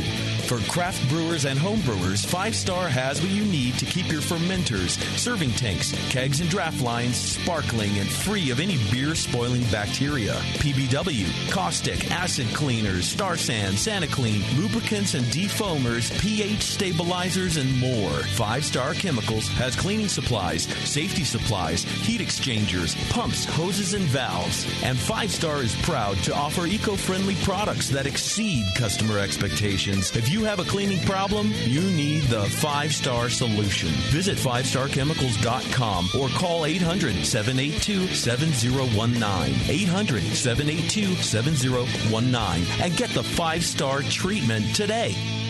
Are you looking for a simple brewing system that's great for all grain brewing, but everything on the market seems to be full of compromises? Blickman Engineering has the answer. The Blickman Brew Easy All Grain Brewing System. The Brew Easy is a complete system with easy upgrades and a beautiful compact design, perfect for any size brewing location. At its core, the Brew Easy is built on 2 gorgeous Blickman Boilermaker brew kettles, a high-temperature March pump, and either a top-tier gas burner or the new Boil Coil electric heater. The Brew Easy adapter lid allows the pots to stack on top of each other, forming an efficient, strong, and compact brewing setup that comes in 5, 10, and 20-gallon batch sizes. Upgrade your Brew Easy system with full automated control by adding a Blickman Tower of Power temp controller, and make moving around easy with the Blickman Kettle Cart. The Brew Easy is modular. If you already own a Boilermaker kettle, you can build your Brew Easy by purchasing just the modules you need. The new Brew Easy all-grain brewing system. See it today at BlickmanEngineering.com and brew with Blickman quality on your new Brew Easy. If you work in retail sales, the restaurant industry, or are a new craft beer enthusiast, or you know someone who is, you have got to check out Beer 101. Beer 101 is an online course created for anyone wanting a quick introduction to the vast world of craft beer. Beer 101 covers the history of beer, brewing ingredients and processes, vital stats like ABV, SRM, IBU, and gravity, styles, tasting, glassware, and pairing beer with food. The Beer 101 course is offered by the Brewers Association at craftbeer.com. Also home to the truly awesome Beer Style Finder, a visual guide to every beer style. Quickly play with color, bitterness, and alcohol content to interactively explore the entire world of beer styles with a gorgeously designed interface to your favorite beverage. The new Beer 101 course and new Beer Style Finder are only available at craftbeer.com. Craftbeer.com, celebrating the best of American beer.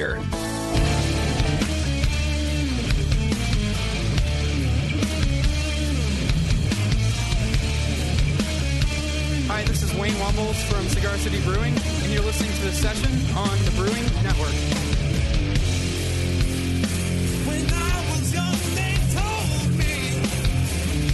All right, right, welcome back to the program. Thanks for hanging out with us. We still have Eel River in the studio, tasting some of their beer.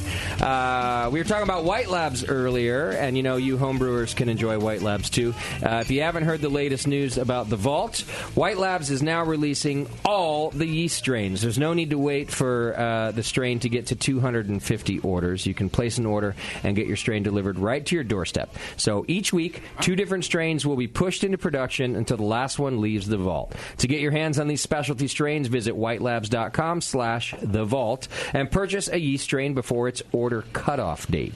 So it used to be that you were ordering and waiting for 250 orders. Now you want to go in and order before the cutoff date because you don't have to wait for the 250 orders. Could be your only chance to get these rare specialty yeast strains without waiting for it to collect 250 orders. So go to whitelabs.com/thevault. You can browse through all the yeast strains there and make sure you get your hands on some of these rare things from the vault.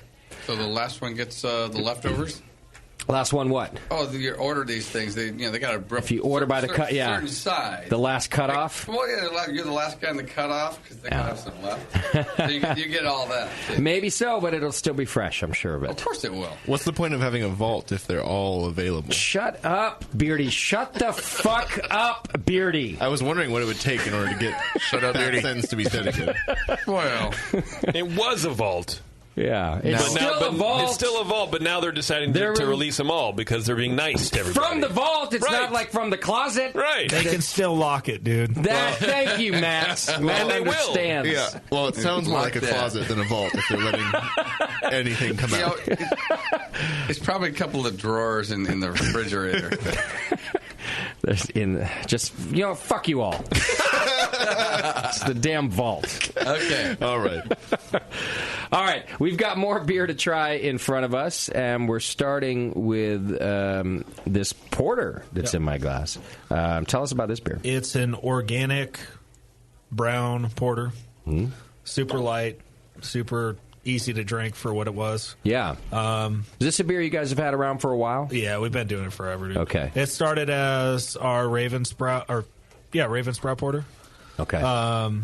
And then when we switched to full organic, we just basically took that recipe, rolled it over to what we could source organically. Okay.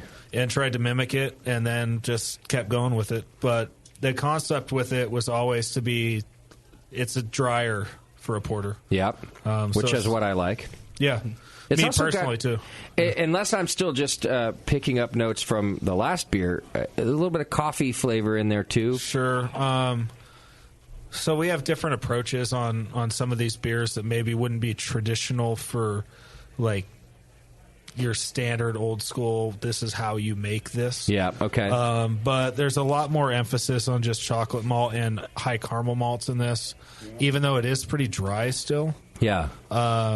So it does have some coffee notes. It has some chocolate notes. But we still try and keep the mouthfeel fairly low. And that's just something we did. I mean, it's not like what you would expect. It's just kind of weird. It's just we're like, well, let's do it this way. This is what we like. Make it a little more interesting because you like it. Yeah. So are there multiple highly kilned malts? Is that what you're saying? Or Like just a Munich? couple? There's no Munich in it. Okay. But Doc's like Munich sensitive, but that's not it, huh? I also wouldn't Munich in it, call no. Munich a highly kilned malt. What is in it? Yeah, that's not what I was thinking. That's right, when I was like, shit, is that am I screwing that one up? No, I didn't mean highly. I just meant just darker malt. Some carapels in it. Okay. Maybe that would add something to Doc's tasting the There's organic. no Munich in it, but What are the dark malts that give it its color and flavor? So some C120, some chocolate. Okay. Tiny bit of roast. There's no black or anything in it, but C60. Okay. It's pretty simple. Yeah, it's like a dark brown. I Pretty don't know much, what a lot yeah, about that there's is, but some- it's not black. Yeah, it's like a dark brown without throwing any kind of biscuit or anything in it. Okay. It's like a lot of ruby highlights in there, too. Yeah. Right in the porter highlights. That's color. actually something that's been said a bunch about it. And it's clear. It's cool. Yep. And it's clear. bright. Yeah, totally. Yep, it is cool. Yeah, I like this beer a lot, too. What beers are in bottles and cans that you guys are doing? Everything you guys have had here besides the single origin, that mocha stout, is offered in bottles. Got it. The only two we're offering in cans is our organic blonde. Okay. and the Emerald Triangle Pale, which was the first one we talked about. Oh, nice. I'm glad you're putting that in the pail. In the can. In the can. I'm putting the pail in the can. Yeah. He's had a lot of pails. I'm in the can. Not that many cans, though. No. I understand why the blonde is in the can. Yes, I get it. It's our crushable. It's a thing. It's a marketing. It's not. It's what people want. It's that light beer. Mm-hmm. But for me personally, I'm stoked you put the pail in the can. And you know what? And I want to see some others in the can. Yeah, too. well, we picked 2 to start with because it was just hard to keep going. Like, we didn't want to throw our whole lineup in cans. Okay. Just be like, oh, we're offering all this in cans now too. Yeah. We want to be able to focus on a couple. Okay. Blonde was the no-brainer. It's also like behind our organic IPA. It's our number one. It's our number 2 seller, but it's number sure 1 it in a is. lot of other aspects. So, but the pale, we had this big debate whether we do the pale Emerald Triangle Pale or the Emerald Triangle IPA. 2 of those beers in that series in the can. Okay. I was really strongly going for the pale instead of just the IPA. All right. And that's what we went with. So I think it's the right choice, but I'm maybe not even your target demographic. I mean, I just love a pale ale. Do you buy beer? Yeah. No. I do. No. Yeah. Well, because I'm sure the argument against you was, but everybody wants an IPA. Yeah, right? totally. So, how did you sneak the pale ale in there? You're the boss now. You don't fucking can water. I don't fucking care. You will do this and you'll like it. Yeah. My dad will take you hunting. Exactly. Totally. No, I just... There was a couple of us that had that view. Okay. And I think we were just persuasive enough to go that route. There's no pale ales in cans. There's no pale ales out in the world anyways. Pale 31 in a can. Is that gone now? It really? I don't know. I haven't seen it. I haven't seen it in a while. I haven't seen Pale 31 period in a while. True. I wonder if that's gone. But like, I mean, Other that's than that, it. you're right. And there's a billion. The world doesn't need another IPA. So, Dale's Pale Ale. That's in a can. Yeah, that'll stay in the can. Let's just keep that right yeah, there. it's good. I mean, it's good to have that. I like breweries who are pushing styles that people need to come back to. Like we were talking last show, Hellas. Yeah. You know, being a lagers, people need to come back. Pale ales.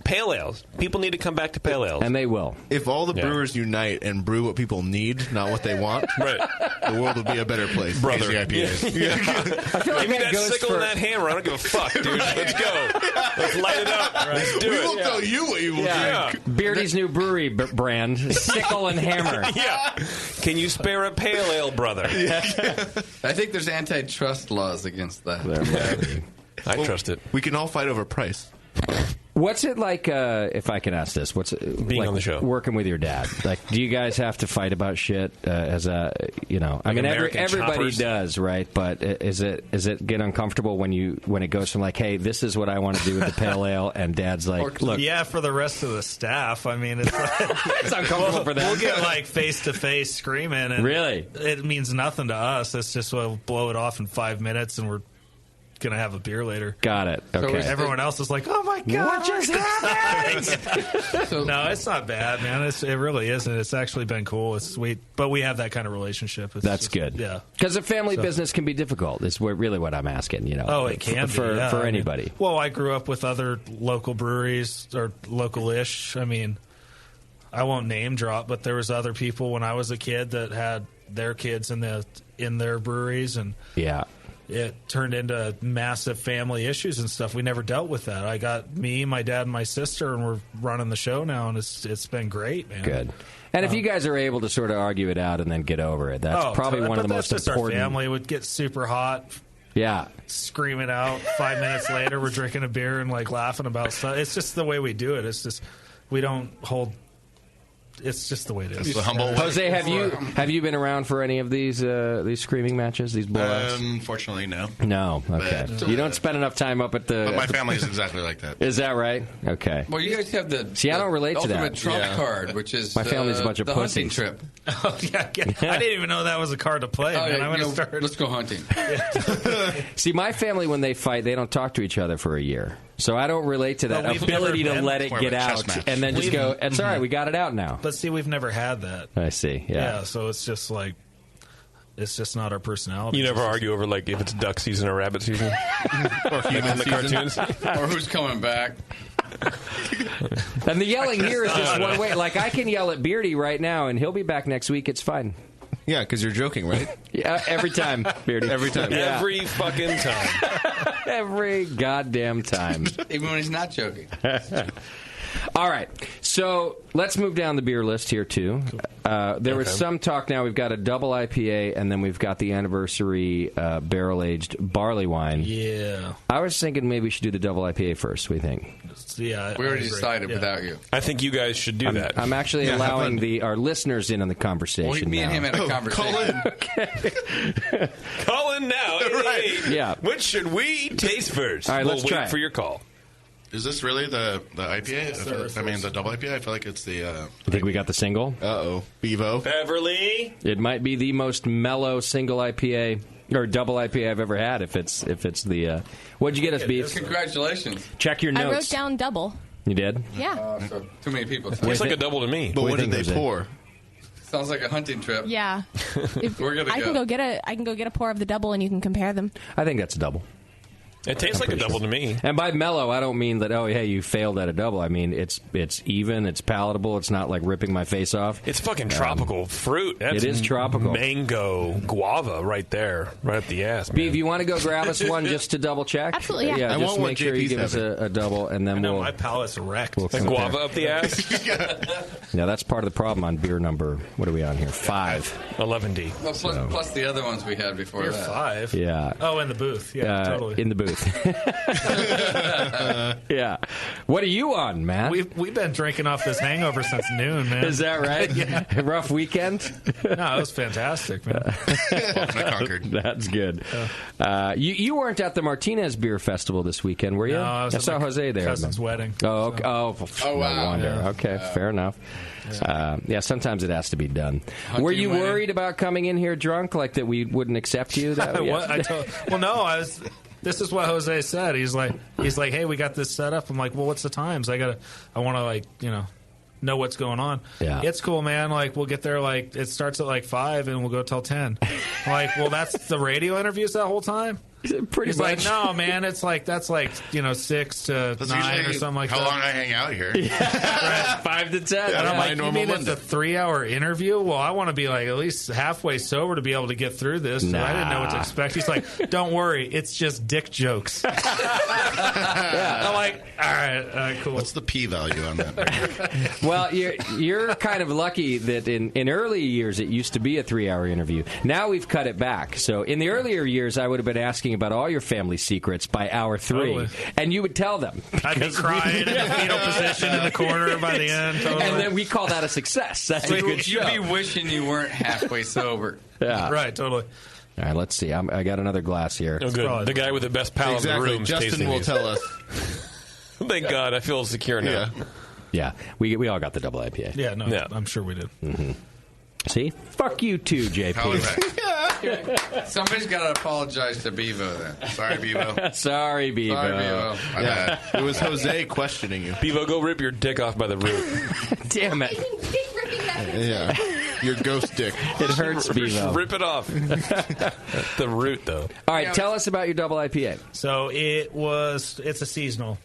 It's an organic double IPA that started as the first time we were able to get the hops organically to make a double IPA. Okay. Which was how long ago? Oh, man. Was it a while? It was a while ago. Okay. Yeah. So you were able to be get, specific. We're not talking about a year here. No, It was- okay. no. Yeah. This was years ago. Okay. And so what happened was forever we weren't able to get all these Centennial, Chinook, that kind of stuff that you would want for IPA hops, basically. Okay. When they all came available organically, we're like, well, cool, let's do a big double IPA to celebrate. We'll release it for the Earth Day in Yeah. April. Nice. And that's how it got spawned. Okay. And so we, as a play on words, we called it our Earth Thirst double IPA. Got It's a it. Big organic double IPA. Because we were in a drought. This is before the drought. Oh, man. okay. Yeah. Asshole. We've been in a drought for a long time. It was before. They've been around for a long time. Yeah. It was right in the middle of the drought. Okay. Which drought? Yeah, exactly. No, I think we started this in 06 or 07. Use Cal Ale for that too? Yeah. But it's just fairly mild for a double IPA. Okay. It's still over 8%, but Is it really? Yeah. So you don't taste that. I like that. And I like that it is fairly mild, that it's not overly bitter. Yeah. I think JP is absolutely right that it's very tropical, which I think is a really part nice of quality. that is with that. There's an experimental hop that we use this year. It's a new one, and it is fairly subdued. Now I feel like a dick. 'Cause Can't I forgot remember the it? name of the hop. Uh-oh. Well, it's like a code. Oh, What is right. it? Yeah. X17. X17. Okay. Right. Super secret. Yeah, that's like that's a catchy name. Wasn't that the Nazi I think that's what they go missile? for with experimental hops, right? Yeah, the Nazi missile training. Wasn't it XJ17? But they should never change that name. That's a great name, I think, for a hop. It just sounds kind of badass. Or isn't So that the thing aerodynamic. that Marvin the Martian was always after? Is that what X17. XJ17? What? Somebody made a reference to that and asked us about it. Could be Marvin the Martian. Oh, is that what it was? I don't know. Let's find out. Either that or something in Nazi JP. Germany. Look at JP get on the blacklist. Yeah. I tell you, throw an X next to some numbers. It just sounds cool. Well, it is agreed. Well, XJ13 is. I put it next to my wife, and it worked really good. Different. XJ13 is a sativa dominant strain, so there's that. XJ17. So it's StarCraft. It's a video game reference. Okay. Oh. How many hops are in this It's beer? not that. But It's not that, no. Yeah. No Bugs Bunny reference? No. There's a handful of hops. There are, We okay. have Magnum, Cascade, Chinook, Centennial, Citra in that X17. It's like a big handful. Yeah. Okay. Nice. And also, You got big hands there, buddy. A little hop. Try Hop Try Simcoe X17. Okay. Is the Magnum German or U.S.? Being organic, that's what I was It's asking. U.S. Okay. Yeah. When you get to the X17, when you have a hop bill like that, is it just kind of for fun and experimentation that you throw that in Well, at yeah, that point? totally. But that was with one of the hop growers that we get source our organic hops from. Okay. And so there was kind of a whole backstory on that with being able to support him with what he's doing with organic experimentation. Okay. The reason that was a big deal is he's trying to breed organic hops that could handle pest and mold issues without the pesticides. Nice. And then be able to backbreed that back to other things, because not only is that important for organic farming, but for non-organic farming, because the pesticides and fungicides that they're using become not effective after time. I see. And so the commercial crops are running into issues where their standard pesticides and fungicides aren't as effective anymore. Wow. And so to be able to have something that you can backbreed into the crops to help with That would be problem incredible. it's a big deal. Yeah. So we're kind of just trying to promote that and help with that program. Okay. So And where is that grower? Is that Oregon? He's up in Oregon, yeah. Okay. It's Pat Levy from Oregon Hop House. Oh, yeah. Okay. Yeah. Do the parent rhizomes have to be organic in order for the certification child rhizome to be certified Yeah, organic? I believe so, because it's a 3-year process. So it's all you can't just throw a non-organic thing in the ground, grow it organically, and say it's organic. It has to be through that 3-year certification. So Okay. yeah, there is processes. With So that. anything can become organic if It just they takes go 3 through the years. whole process? Yeah, enough time to where they say, okay, well, everything would be potentially stripped out by now. Oh, okay. So yeah. Are there any local California hop growers for you guys? There are, but not big enough to be able to use them commercially. Okay. It's more like Also, what a hobbyists. waste of land. They're like, I could sell it for 10 times the price if I just grow weed.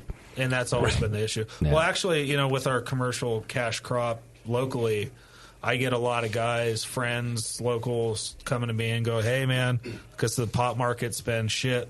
Okay.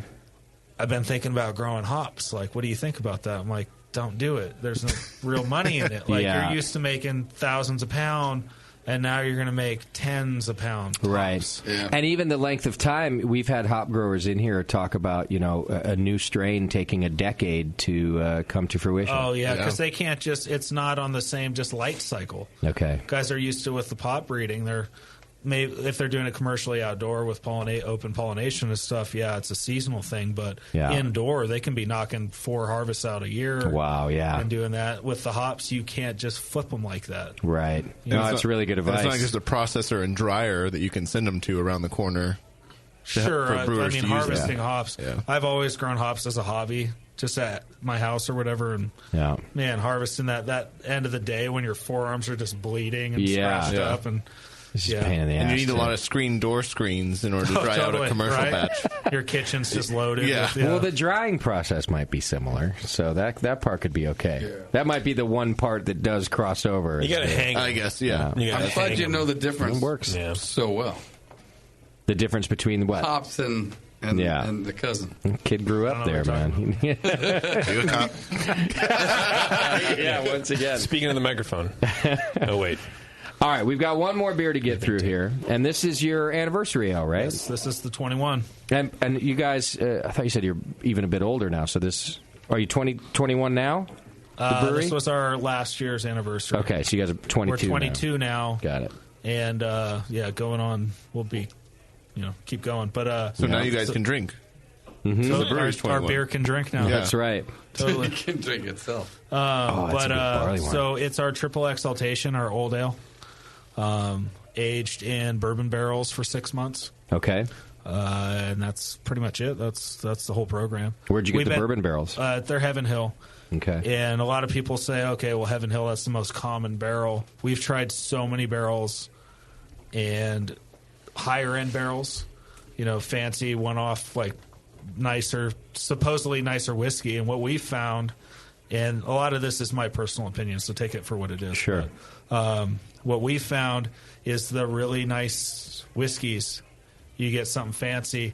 Well, a lot of the reason that whiskey's so nice is because it strips so much of that character out of that barrel. And then when we try and put our beer in it, it just doesn't get that same It's character more coming neutral. back out. Yeah. Got it. So when we've used the Heaven Hill, especially with a 6-month aging instead of, say, a 3 or 4 month, which is a lot more common, or even a 3, 4, 5 month, and then cutting it back through with like standard, the unbarrel aged beer, we're able to get so much of that tannic note out of the oak. Got it. That where you get like legit bourbon characters out of it instead of just oak notes. Yeah. So these are new barrels. These are No. just freshly used bourbon barrels. Okay. Mm-hmm. So Gotcha. one single pass, Okay. just right from the distillery. I like this beer a lot. It's really good. A little bit of sweetness, which I think some of that actually comes from the oak. And, of course, it's a big beer anyway, isn't it? Sure. So, Yeah, it starts out at 9.8. Okay. And then jumps. yeah. Yeah. Does it really? Yeah. Wow. Okay. No, it doesn't. Yeah. I know You're that's welcome. taboo. I know, but it's But that's honestly good to know. we've This seen can it all happen. over the place. We send it off and do testing, Okay. and so it's been all over the board. And that's even if you empty the barrel, I assume. It's just what Of course, what we comes empty the out barrel. of We're the. not gonna, waste it. We're not going to let that go into the beer. Yeah. Right. The character's in the wood, man. I'll take that slurry that's in there. There you go. It's about the wood. Yeah. Do you guys use the barrels again? We've tried it unsuccessfully, at Really? least for what we've been trying to use it for. Some guys recharge the barrels. It's just- Recharge? Yeah. What does that mean? Because you air quoted that. I know. Yeah. There's a lot of things you can do to kind of make the barrel new again. Right. And- Exactly. But what? So what do they mean by that? Like they're trying to get oak flavor back into the wood or something? No, like pour bourbon in it, dude. Oh, trying I to just see. get the character. Yeah. So they're not like refurbishing the barrels where they scrape No, off the char and do all that Char, shit. char, Yeah. redo that. Yeah. And some people can get a pretty cool character out of it. We've never gone that route. Okay. And second pass after beer's already been in it, we've already stripped to get it to this point where you're getting so much oak note and like heavy oak, like dominant oak note. This is dominant. That's what we wanted. That was specific. It's so not even on that same level doing a second pass through it. It's just we felt it wasn't worth our time to get to go through the aging process and barrel maintenance to do it. Sure. Because bourbon barrels, I mean, they're cheap barrels. It's not they don't put the money and the wood into it like a wine barrel where they're planning on using it for however many years. Okay. The bourbon barrels, it's a single pass. They can't use it again. Yeah, they can't. So they just got to get rid of it. It's thinner wood. I mean, they don't hold liquid as well. It's a lot of maintenance to age in them. You Okay. got to have your own. So when you said not well on the second pass, are we talking sour? No, or just not I'm not enough? talking infected. I'm talking just it wasn't enough character to warrant the time in it and the effort that it took to. So these you're talking subtle oak notes. Yeah, it's like at that point you could throw some staves in a tank. Oh yeah, yeah. Okay, get the same. Then it's just kind of like one-dimensional and kind of totally. Plus, I feel like at that point Ted needs targets to shoot his high-powered weapons at. No. And so you got nothing else to do with the barrels. This is firewood on those hunting trips. I see. Yeah. That's a good beer name right there. Ted's Targets. Yeah, Ted's Target. Come down to Ted's Targets and fishing. For all your target needs. Get your beer, line that side right Have up. some beer. That's right. Take your extended family hunting today at Ted's. Ted's Targets. Ted's Targets. Hi, I'm Ted at Ted's Target. We're writing the commercial for you. Genius, guys. Good job. I think this beer could do very well in barley wine competition. I don't know if you Just guys don't enter it in the Sacramento We've won. competition. You never know. Yeah. But we've done well with this beer. I think we have 5 or 6 GABF medals for variations on this. Okay, wow. Yeah. And so, I mean, do you it's done often well. do the same sort of base recipe and then put it in different things? Yeah. It's just our triple exaltation, our standard strong ale, old ale. Okay. Is this a blend of any kind, or just the beer in a barrel and then out of the barrel? We do That's single pretty good. pass, uncut. Okay. And we've tried everything, dude. We've tried cuts, we've tried blends, we've tried modifying recipes, and really, myself and our brewmaster Mike, we're such fans of whiskey and bourbon already. We're just trying that. We were trying to get that character out. Okay. I mean, that's what we both personally thought was the best. And I know there's so many different approaches on it. It's just such a personal preference. Do you like the vanillins? Do you like what oak notes are you trying to get out of it? We're Sure. like, let's get that whiskey character. Like that's what we want. That's Okay. why we're doing it. So. And that's funny. A lot of people aren't going for that now. They go for more like you're talking about the vanilla or something Yeah, else. but it's just personal preference. Sure. We've had judges at GABF like in the last year just fillet it. Really? Seriously, like they're like, it's just nothing but tannic notes and it's too dominant, blah, blah, blah. And then we've had like the next year, the previous year, where they're like, that's the best thing ever. Here's a gold Wow. or whatever. Yeah. You know, it's like, all right, dude, sweet. So you just make it how you like it. We make it that's how we do all our beers. Yeah. We try and make stuff as drinkable as possible or as dominant and as flavor as possible. And it's just, hopefully people view it the same way we Just do. being a Appreciate barley it. wine too is I usually shy away from barley wines because they're just Me too. too much, too cloying, whatever they are. And you just coined it. You said it's drinkable, Yeah. very drinkable. Yep. The tannins make it nice. Kind of mellows out the cloyiness. And it does have the bourbon flavor too. And I like bourbon. Yeah. And that helps cut the barley wine too. Yeah, it when does. when you age a beer 6 months or less, to me at least, the bourbon character is stronger, and so that can help dry out a sweeter beer. But for a barley wine, this is smooth and drinkable. Yeah. Yeah. For a pale ale, it's terrible. Yeah, it's an awful kolsch, but it's a really good. Most barley wines are aged in bourbon barrels, so Yeah. if it's just a straight barley wine. Yeah, in fact, I was kind of excited to see it on there because we almost always get somebody's Imperial Stout, Russian Imperial Stout, Imperial something in barrels. But oddly enough, I haven't seen a barley wine come through the studio in a while. So, Well, we also make a Imperial Stout. You do. It goes in barrels, of course. Not yet. Okay. Actually, we have some in there now. You do, nice. Which, of course, is a great beer to put. There's a reason you don't tell the salespeople what goes into barrels. Yeah. Shut the fuck up, Jose. Sorry about that. It's on sale right now at the Opportunity. Right at the distributor. But also, like, it's kind of interesting. This beer, like, we're gonna make it be named a barley wine now, right? So, I mean, We're talking about that. Yeah. What do you mean? Well, it's been a strong ale forever, but it's just way strong for the style, alcohol-wise. Too strong. It's the Arnold Schwarzenegger of too strong of strong ales. Okay. Well, the problem is Never you too can't strong. call it a strong ale anyways because feds say you can't imply strength on it. So Oh, you can't legally interesting. have strong ale on your label because it implies strength. Okay. So you have to And, call it an old ale.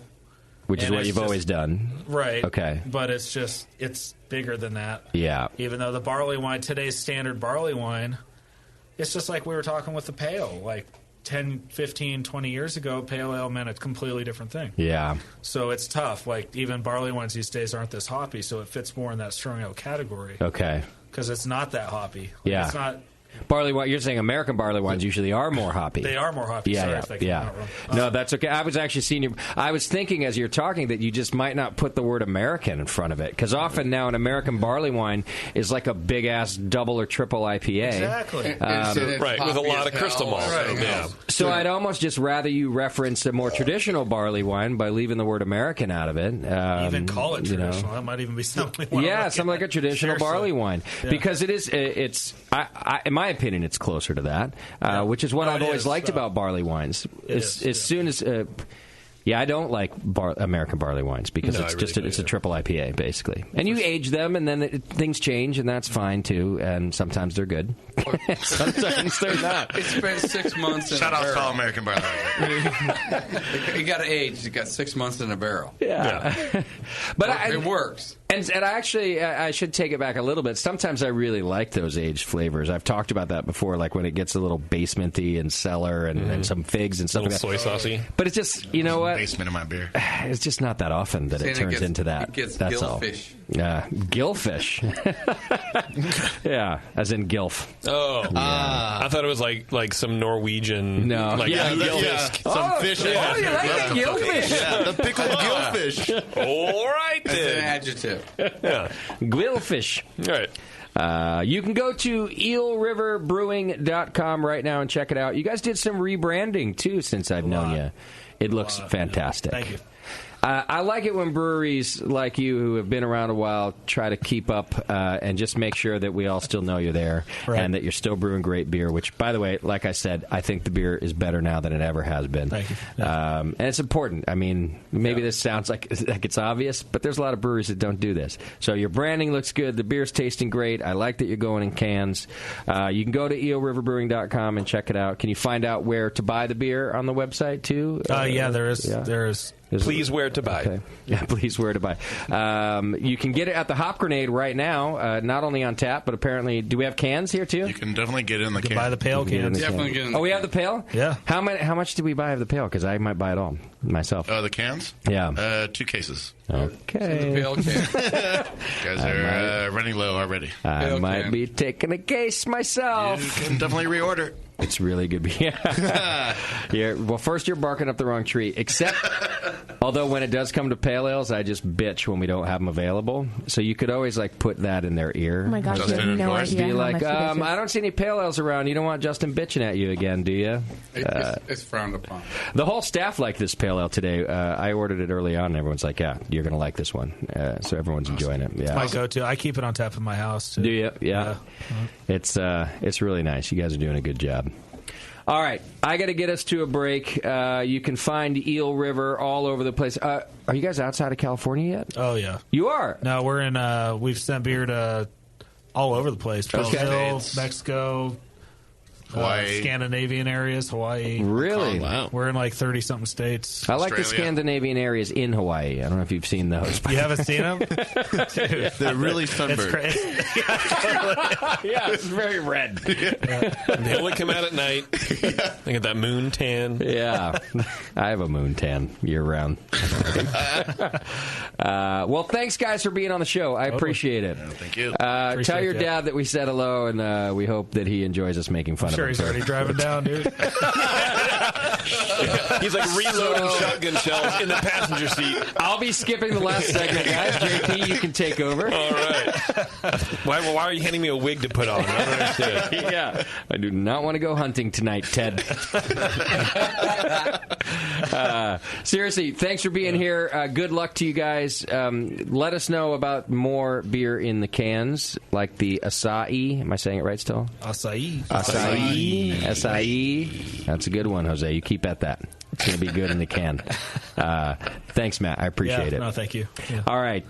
Just before I get us to the break, don't forget that you can get tons of beer information over at craftbeer.com. And also, they have a brewery finder. More than 5,000 breweries in the U.S. now, and craftbeer.com brewery finder, published by the Brewers Association, has them all. It's the most robust U.S. brewery finder. Whether you're traveling or exploring your own city, you can find breweries by current location or search in other states. You can even find directions and contact info straight from the brewery finder. You'll also find breweries' social handles on the brewery finder, which I assume means social media, right? Not just handles that everybody grabs. That's true. It could mean that, too. You don't really know. Right. You can keep up on the latest news from your favorite breweries that way. Go to craftbeer.com and check out their brewery finder. You won't regret it. And it's, did I mention it's free? All the stuff on craftbeer.com is free. Good people over there at the Brewers Association. All right, we're going to take a quick break. When we come back, we have to wrap up our Twitter game. We might try another Eel River beer because there was more. And other things. Hang on. It's the session. You're listening to the Brewcasters on the Brewing Network.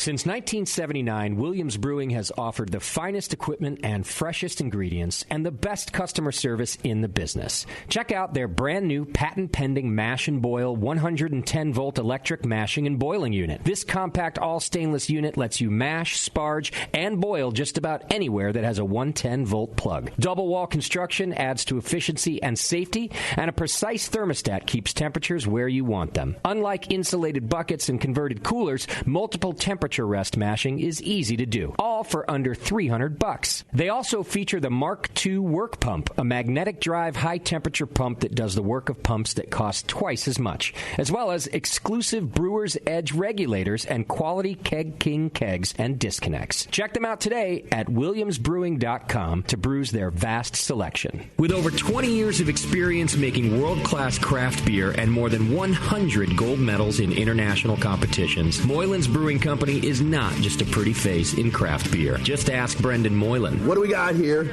The beer of the hour. Moylan's, gotta love that big M. It's like a sign of awesomeness. Woo-hoo! It's got an extra kick to it.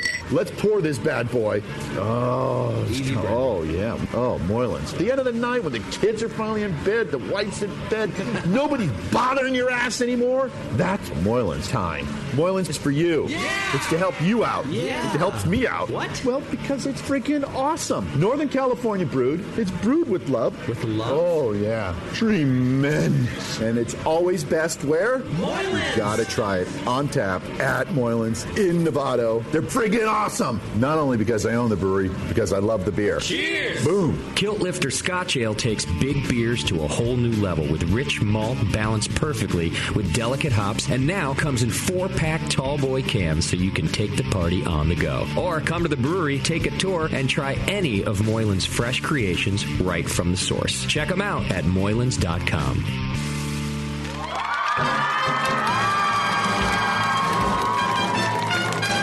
BN Army, have you heard the latest at Hop Tech?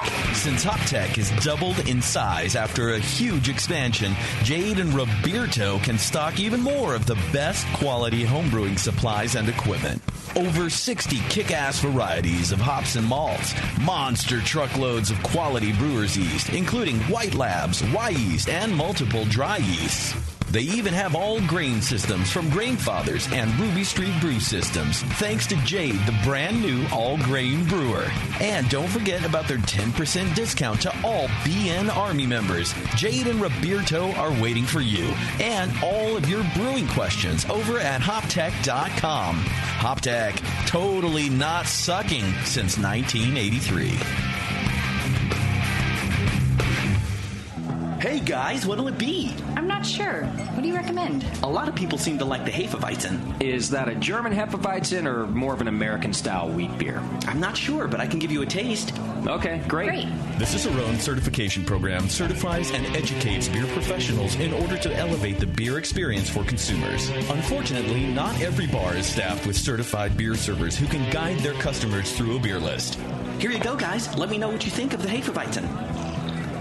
Oh, yeah. That's definitely more of an American meat. But I can hardly tell because this beer just smells like sour butter. I wonder how long it's been since they cleaned the draft line. Yeah, and look at the bubbles on the side of the glass. It's filthy. Somebody should tell these guys about the Cicerone program. For sure. How about we head somewhere else for another beer? Your server should give beer the same respect you do. Request quality.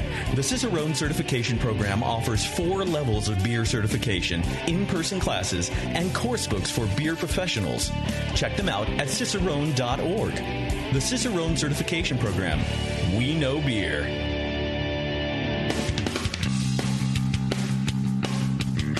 Hey, my brewing brothers and sisters. This is Jamel Zanishev, and I want to tell you about Heretic Evil Twin.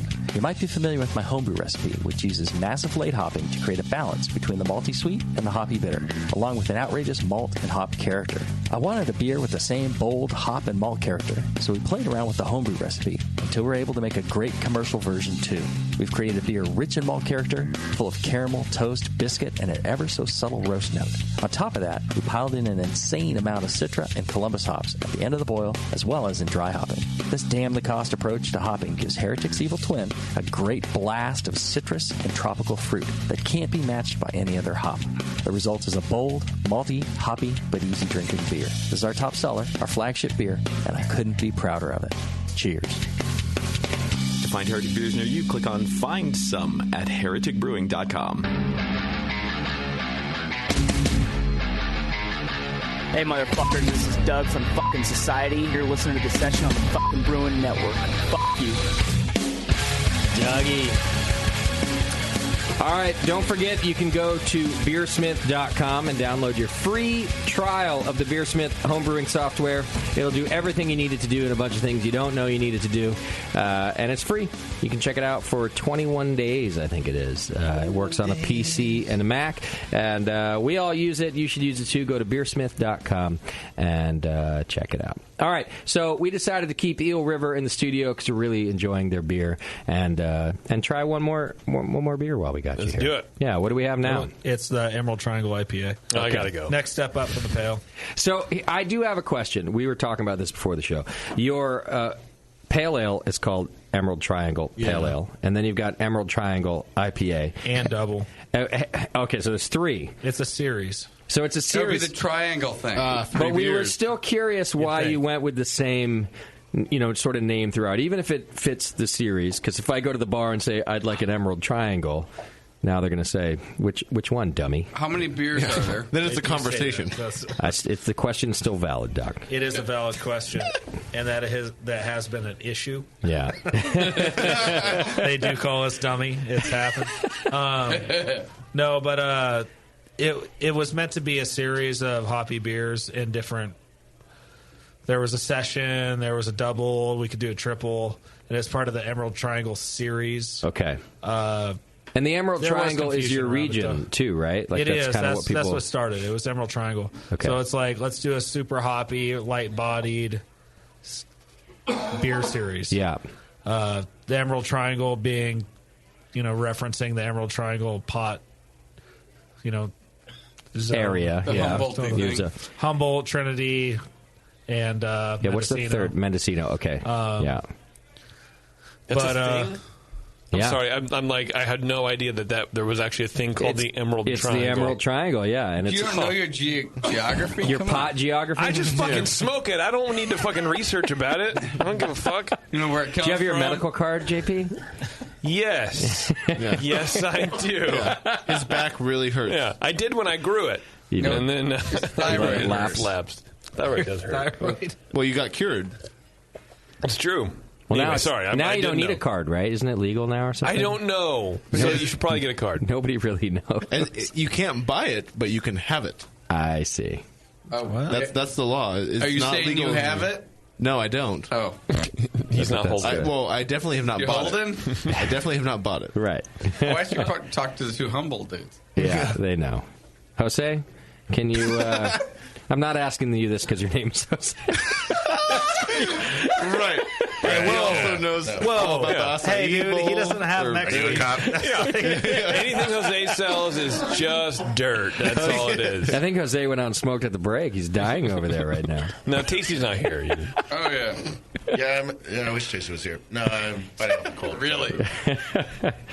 Well, I learned something. That's good. You know what? I don't know that I've ever said this. I like your IPA almost as much as I like your Pale Ale. It's a really, really nice IPA, this one. So the thing about the series is that they're all really similar, but it's just not varying levels of like alcohol strength or hop bitterness. Okay. There is slight differences in the hops used, but this one has a little bit more emphasis on like the resinous pine kind of notes with Chinook and Simcoe and stuff like that. I get that.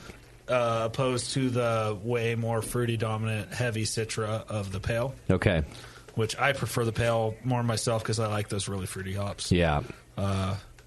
But yeah, it's supposed to be really bright, really drinkable, not overly bitter. Yeah. But you get the aroma, you get the flavor, and you can drink a bunch of them. And you weren't exactly going for dank with the Emerald Triangle, it seems like, because I wouldn't call any of them like that sort of danky hop flavor we talked about. No, we still wanted it bright.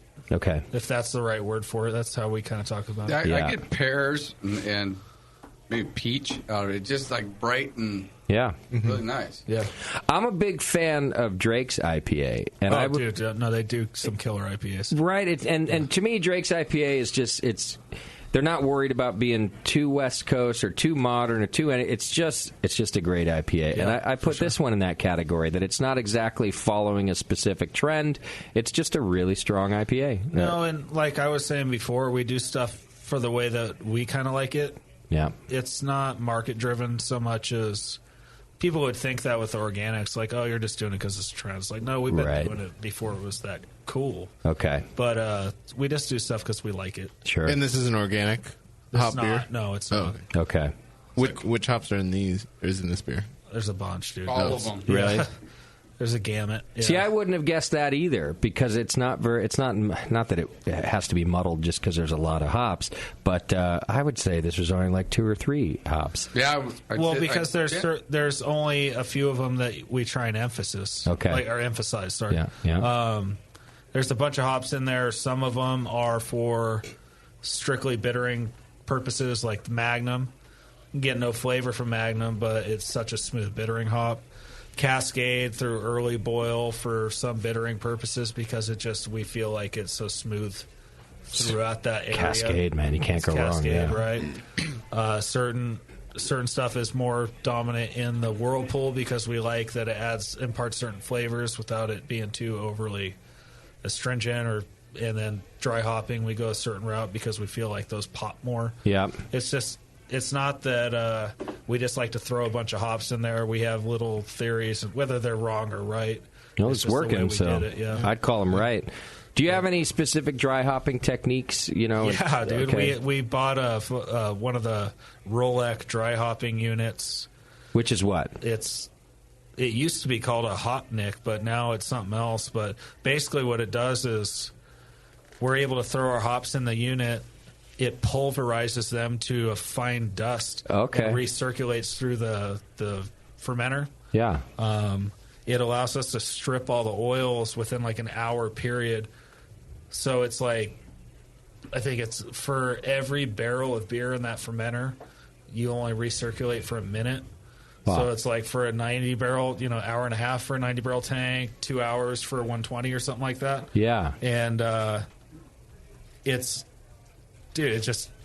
beer turns bright neon green. Really? Because it takes the hop pellets, pulverizes them to nothing. Okay. Spits them in the tank and recirculates. So you're just getting every surface area is just immediately stripped. So what difference did you notice then? Just the speed that you can impart that flavor? Yeah, well, what we were doing for dry hop beers before is we would do primary fermentation, try and strip as much yeast as possible.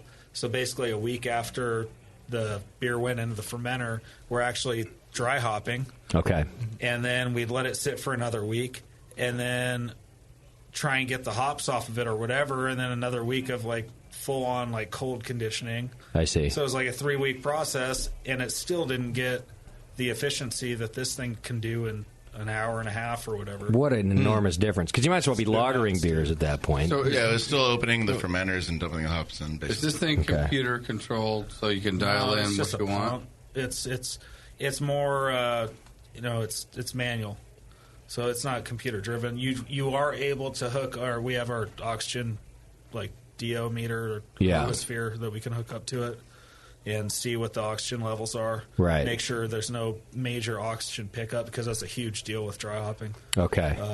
And when you say it's manual, is that Jose's cousin that comes in and does it for you? Doubles it in? No. I forgot we're still in country. Yes. His cousin Jose. With the pulverizing of the... Your cousin Manuel.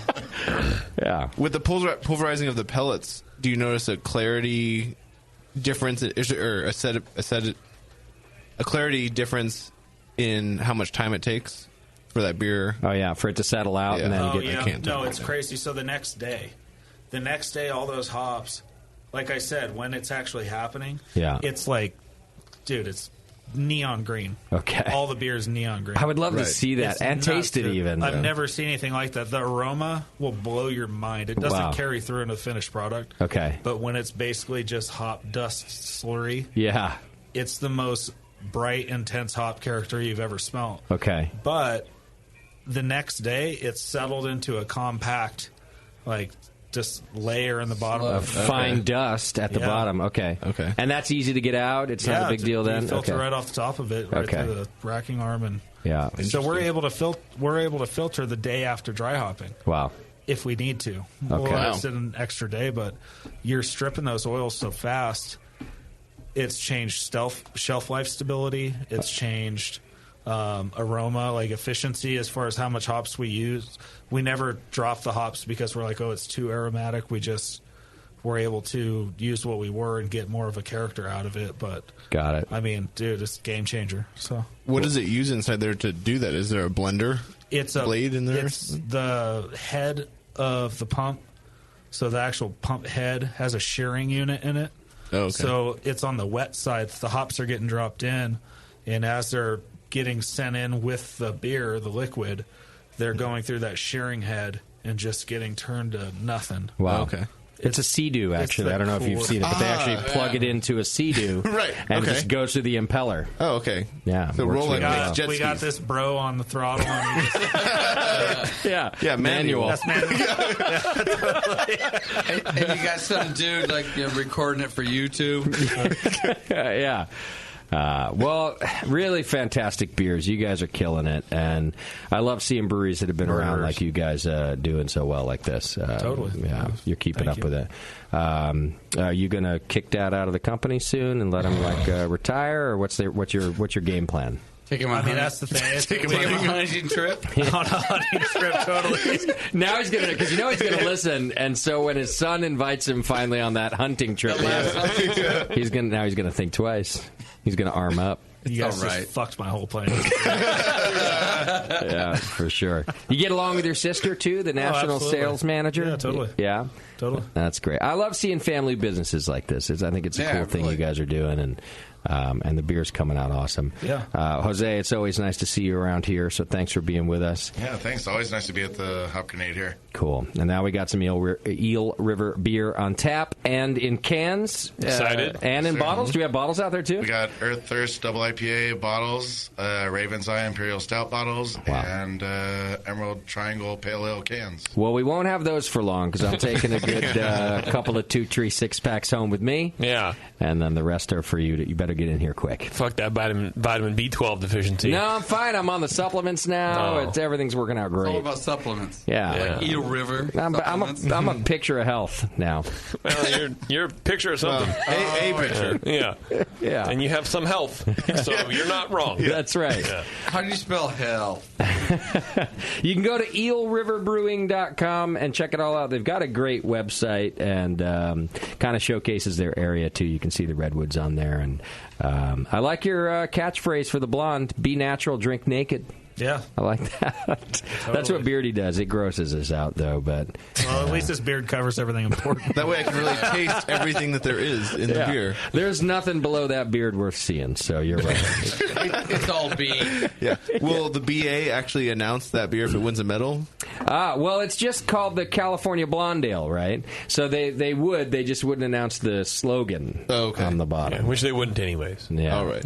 Yeah, you guys don't have any controversial beer names like that. I don't know Nothing offensive? I don't know if you've heard, but if you win... We've done some stuff. Not yet. Yeah, there's A couple been of some things. You got to be careful now if you enter the GABF. You can't be putting those offensive names on there. You don't have to be careful here. Yeah, we're fine with it. Like Baby Dropper.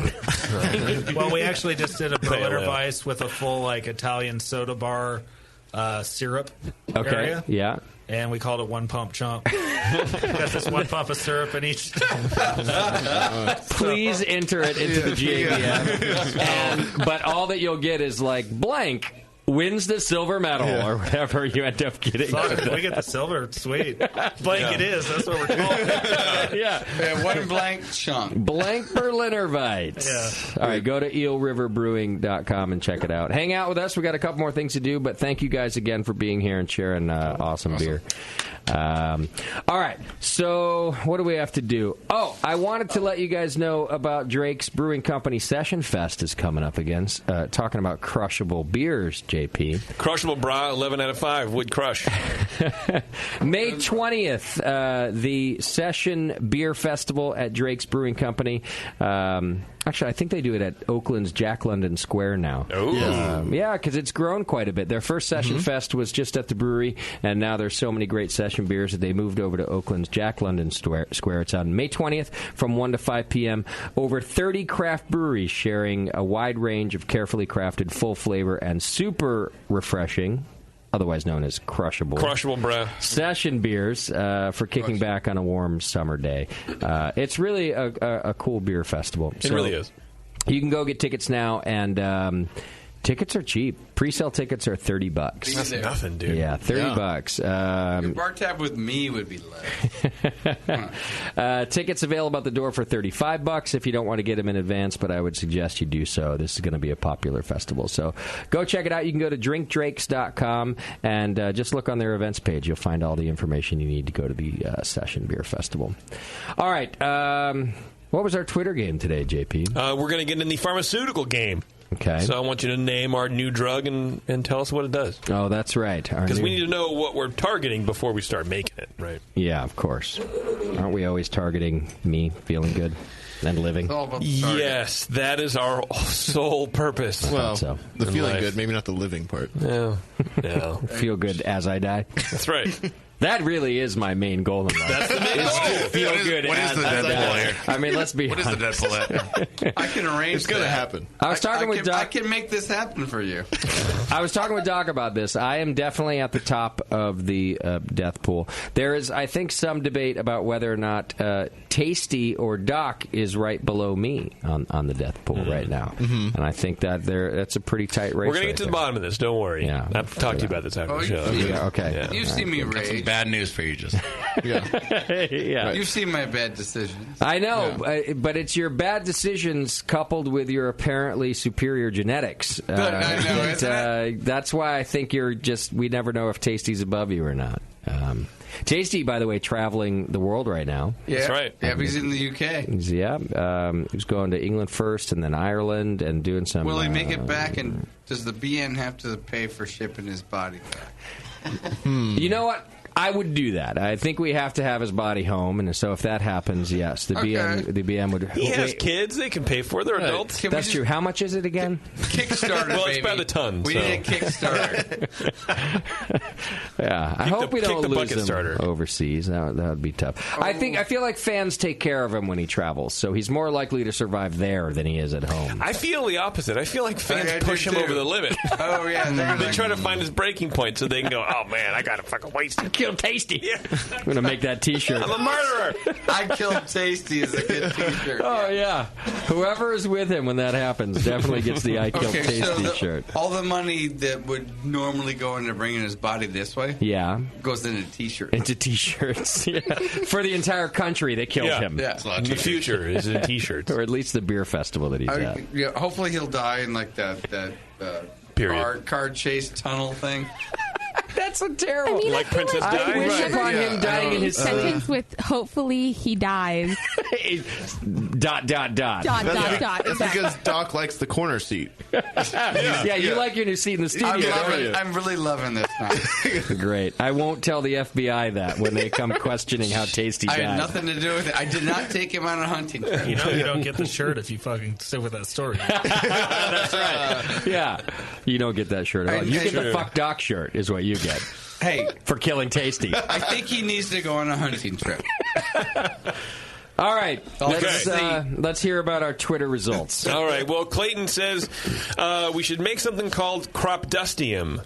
Okay. Which sounds more like an element. But anyway, it removes the gassy effect that beer and homebrew has in the gastrointestinal tract. I like this one. Cropdustium. This one's highly needed and hopefully effective. Yeah, it's true. Okay. I think it's what's it? Gas X? Cropdustion.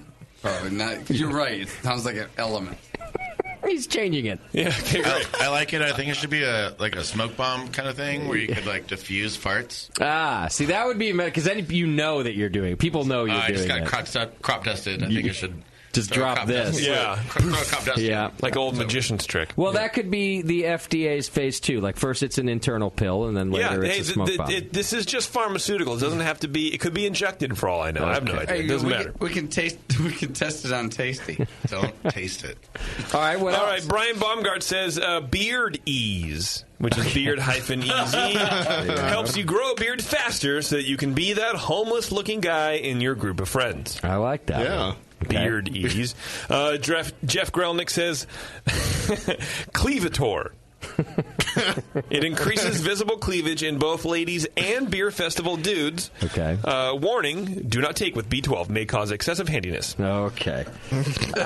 Now, when he says increases cleavage in beer fest dudes, too, is he talking about the low V-neck dude trend right now? VTs are still in, or they're back? I think so. How else are you going to see cleavage on a dude? Oh, the VTs? I hate VTs. Butt crack cleavage? VTs? That's another thing. Yeah. Okay. Cleavator. Got it. Cleavator. Jesse says Zymagard. Your skin becomes toxic to all but a single yeast strain. You no longer need to bathe or sanitize. You are a walking yeast inoculation. Mm-hmm. And I put this in because it's so fucking weird. It's not necessarily funny. It's just but weird. then it's like if you could just put your hand in your wort and inoculate and know that it's a single strain and it's clean and you'll get a great ferment out of it, why wouldn't you do that? I see. Clearly, he's like way the fuck out there. Yeah. Well, so your skin is all yeast. Right. I also think he clearly look like? works in pharmaceuticals. Like this person. Zymagard. I like it that. seems like something he's created. Yeah. All right. From the makers of Beard Ease. You look like psoriasis boy. From the makers of Beard Ease and Cleavator, the new Zymagard. Yeah. Brian writes NEIPA Tex or NEPA Tex. Okay. Causes your eyes and taste buds to make you think that an NEIPA is enjoyable. Nepatex. Yeah, from the makers of Zymagard. I need a prescription. Mark Wilson says Sullygon. Reduces cranial swelling and eliminates facial reddening. Side effects include not dating anyone within 20 years of your age. Of course, about our good friend Sully over at the 218. Oh, my Sully God, this one is good. From the makers of Nepatex. I'm not taking that one. Yeah. I'm out of that. Dave McRunnell. Fix-A-Brew. It's P-H-I-X brew. Fix-A-Brew. Simply makes homebrew drinkable. Recommended by Dr. Homebrew. All right. And that's your Twitter game, my friend. All right. Well, the competition was really tough, I felt like, until we got to Sullygon. Sullygon. I'm good with it. And the name Sullygon isn't the best. That might need some work, but the side effects are amazing. I think it'd be like Sullifex. There you go. So, it has to be something like that. Everybody okay with that Sullygon, one? let's do it. Sullygon's our winner of the Twitter game tonight. All right. Email Bevo at thebrewingnetwork.com or whatever happens, and Bevo will send you a prize for winning our Twitter game today. All right. Guys want to talk about Adam and Eve? I think we should get somebody else to talk about it. You want? I'm a fan. You want? We have a volunteer. Was that Matt or Jose? Oh, Matt. That was Matt. Organic right there. All right, have you used our coupon code? Well, Adam and Eve is determined to help you spice things up in the bedroom, Matt, and they're backing up that promise. You can go to adamandeve.com and get 50% off just about any item when you enter coupon code BNARMY, B-N-A-R-M-Y, at checkout, and that's a good deal in and of itself. But backed by popular demand and for a limited time, you're going to get the free Big O kit. And who doesn't like the Big O? Adam and Eve's Big O kit includes their exclusive Climax Gel.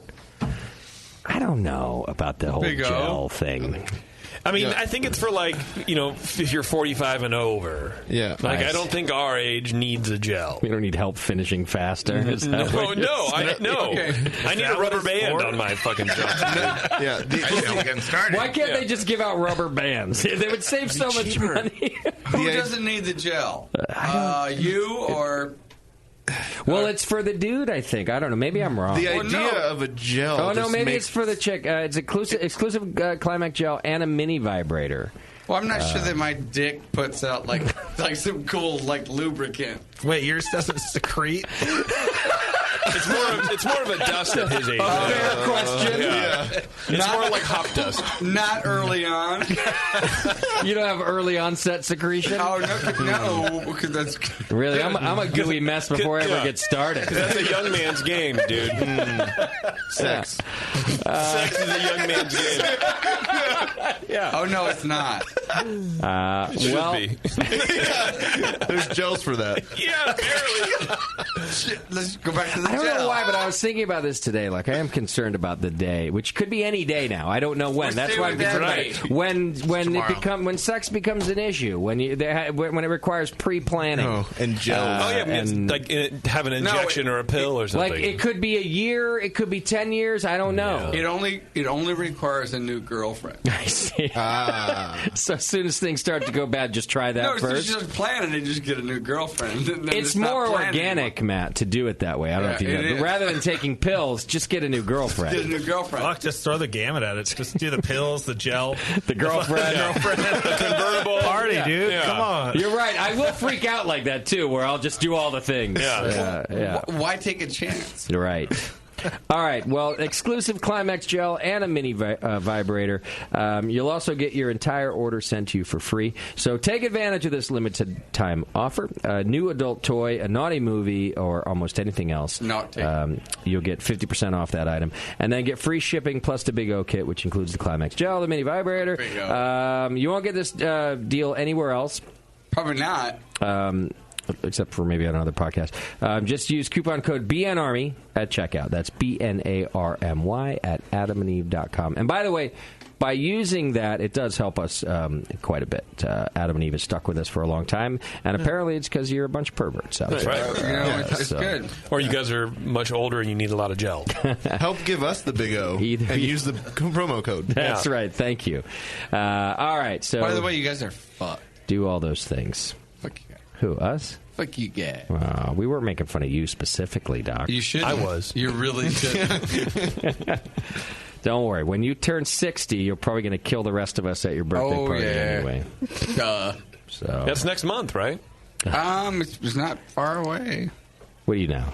55? 57. 57. Yeah, it's been 7 years since the last one when I had to recover the nuclear clock going. He's afraid now because it's that much closer. Oh, yeah. God. Can't do it. I turned 40 this year. You'll be over 40 when that happens. We've been planning. This is 40. Really? Are you 40, Jose? Turning 40 in October. In October. I'm September. October what? I'm November. Look at this. Not looking But the forward old, to any we of got it. the old geezers crew over here. I'm March I in know. 8 years. God. We're not Beardy. old. Shut the fuck up, We're Beardy. seasoned. I don't know. Feels old. It's Remember not. when we were young and broadcasting out of a garage? I do. And, Drinking Red Hood. and recovery was easy. Like, we partied in the garage and, like, in the kitchen afterward. Yeah. And then Tuesday was no big deal. It's fine. Not Well, anymore. for some of us. It was still fucked for you. Yeah, Still that's isn't. probably true. It's a big deal now. It's a big deal. What?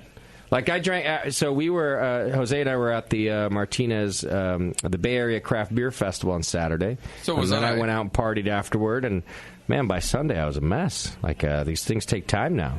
Sunday was yesterday. Yeah, that's when I was a mess. Justin knows. Yeah, I was with you. I know. And I'm agreeing, Doc. Your genetics are better. You're fine. It doesn't work for me anymore. I'll sleep tomorrow. Was talking about Boonville. Boonville's coming up like this weekend. The beer You guys festival. going? No, for the same reason. Actually, I got to go to Colorado. But what I was talking about is in the early years of the BN. I used to love that festival because it was my kind of fest. Like 2 nights, all night. You get to hang out with all the brewers. Brewers you drink. camp, for sure. Now I'm like, I don't think I would survive Can't that. hang. I can't do You it. barely survived. Like, I remember the time that we went, I was climbing out of my tent, and it was like 10:30, and everyone was surprised that there was movement coming At out of your night? tent. And I remember, it was in the morning. Yeah.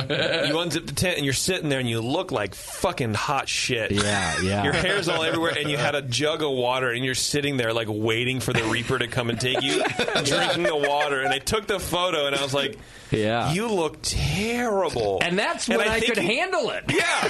That's when you were young. Yeah. No one deserves to have a photo taken of themselves the Sunday morning. Thank you, Jose. Justin does. Thank Justin you. does. No. Yes. No. I'm going to see Dead Mouse tomorrow night on Tuesday. I don't even know who that is. Yeah, what does that mean? I like the color purple. I think it's a good color. That's a young man's game you're going to, Doug. My liver takes it. Okay. How does your Wednesday morning patient take it? Well, it's me. With more so nicotine. it doesn't matter. Actually, it's Anders. Oh, that's who you're going to hang out with, or that's who your patient is? Both. You'll be fine. The two of you will like ride together into work, having not slept from Modest Mouse or whatever you're saying. Actually, I did move things back. Yeah. I'm responsible. Well, take your partying responsibly. That's good advice right there. It's always good that way. All right. Well, I think that's about it for me. We've got an off week next week, which is exciting. I recover from those really well. Oddly enough, they take me a long time. Even at your age. So the host is off? Everybody's off. You have to show up, Doc, because you're fine. You can do all the things. I can. Can I run the board? Can I spill shit on it? Yeah. Well, you're not going to do worse than me, apparently. So I don't know. That Adam and Eve fucking ad was pretty hot, dude. we can make it way worse, dude. Hot and dry. Because no Climax gel for me. Hot and dry. All right, so we're off next week. Looks like when we come back, though, we got a good show planned for you. Although I have no idea what it is.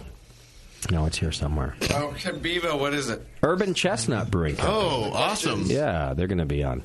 So that'll be a good time. I'll be back for that, too. Those guys make some great beer. And then you know what else we got coming up in May? Dr. Bamforth is going to be back on the show. That's right. Yeah, that's pretty cool. Dr. Bamforth's always a good time. So he'll be here. Lots of other good stuff coming up, too. Thanks again to Eel River for being in the studio. Matt, Jose, appreciate it. Awesome. Thanks for being here. Yeah, have a good time at Boonville. Definitely. Good luck. Yeah, that's like in your backyard. You guys got to go to that, don't you? It's right up there. It's not as close as you think. It's really not. Okay. All right, everybody. Thanks, JP. You going to get us out of here? No. All right. Please. Bye, everyone. Thank you to our show sponsor, More Beer. You can get absolutely everything you need to make great beer at home by going to morebeer.com. The boys from Eel River came down from Humboldt County to chat with us about their beers. Hit them up at eelriverbrewing.com to learn more. Merge your love of Disneyland with your lack of engaging podcast and go to earsuppodcast.com as JP, Terrence, Bevo, and Taryn talk about all things Disney. Go check out Moscow's Hop cartoons over at hoplifestore.com. Get on Twitter for some good beer insight and homebrew info, and follow Nate Smith and Nathan Homebrew, Mike McDowell at Tasty McD, JP. Warren is stuck over at Another Beardy, and the great Beverly is crushing cyberspace at Bevo1. JP thinks Twitter's dead, and you should instead follow him on Instagram at Major Jip. Today's show is produced by Bevo, and your host has been Justin Crossley. Be sure to find the Brewing Network on Facebook, Twitter, and Instagram.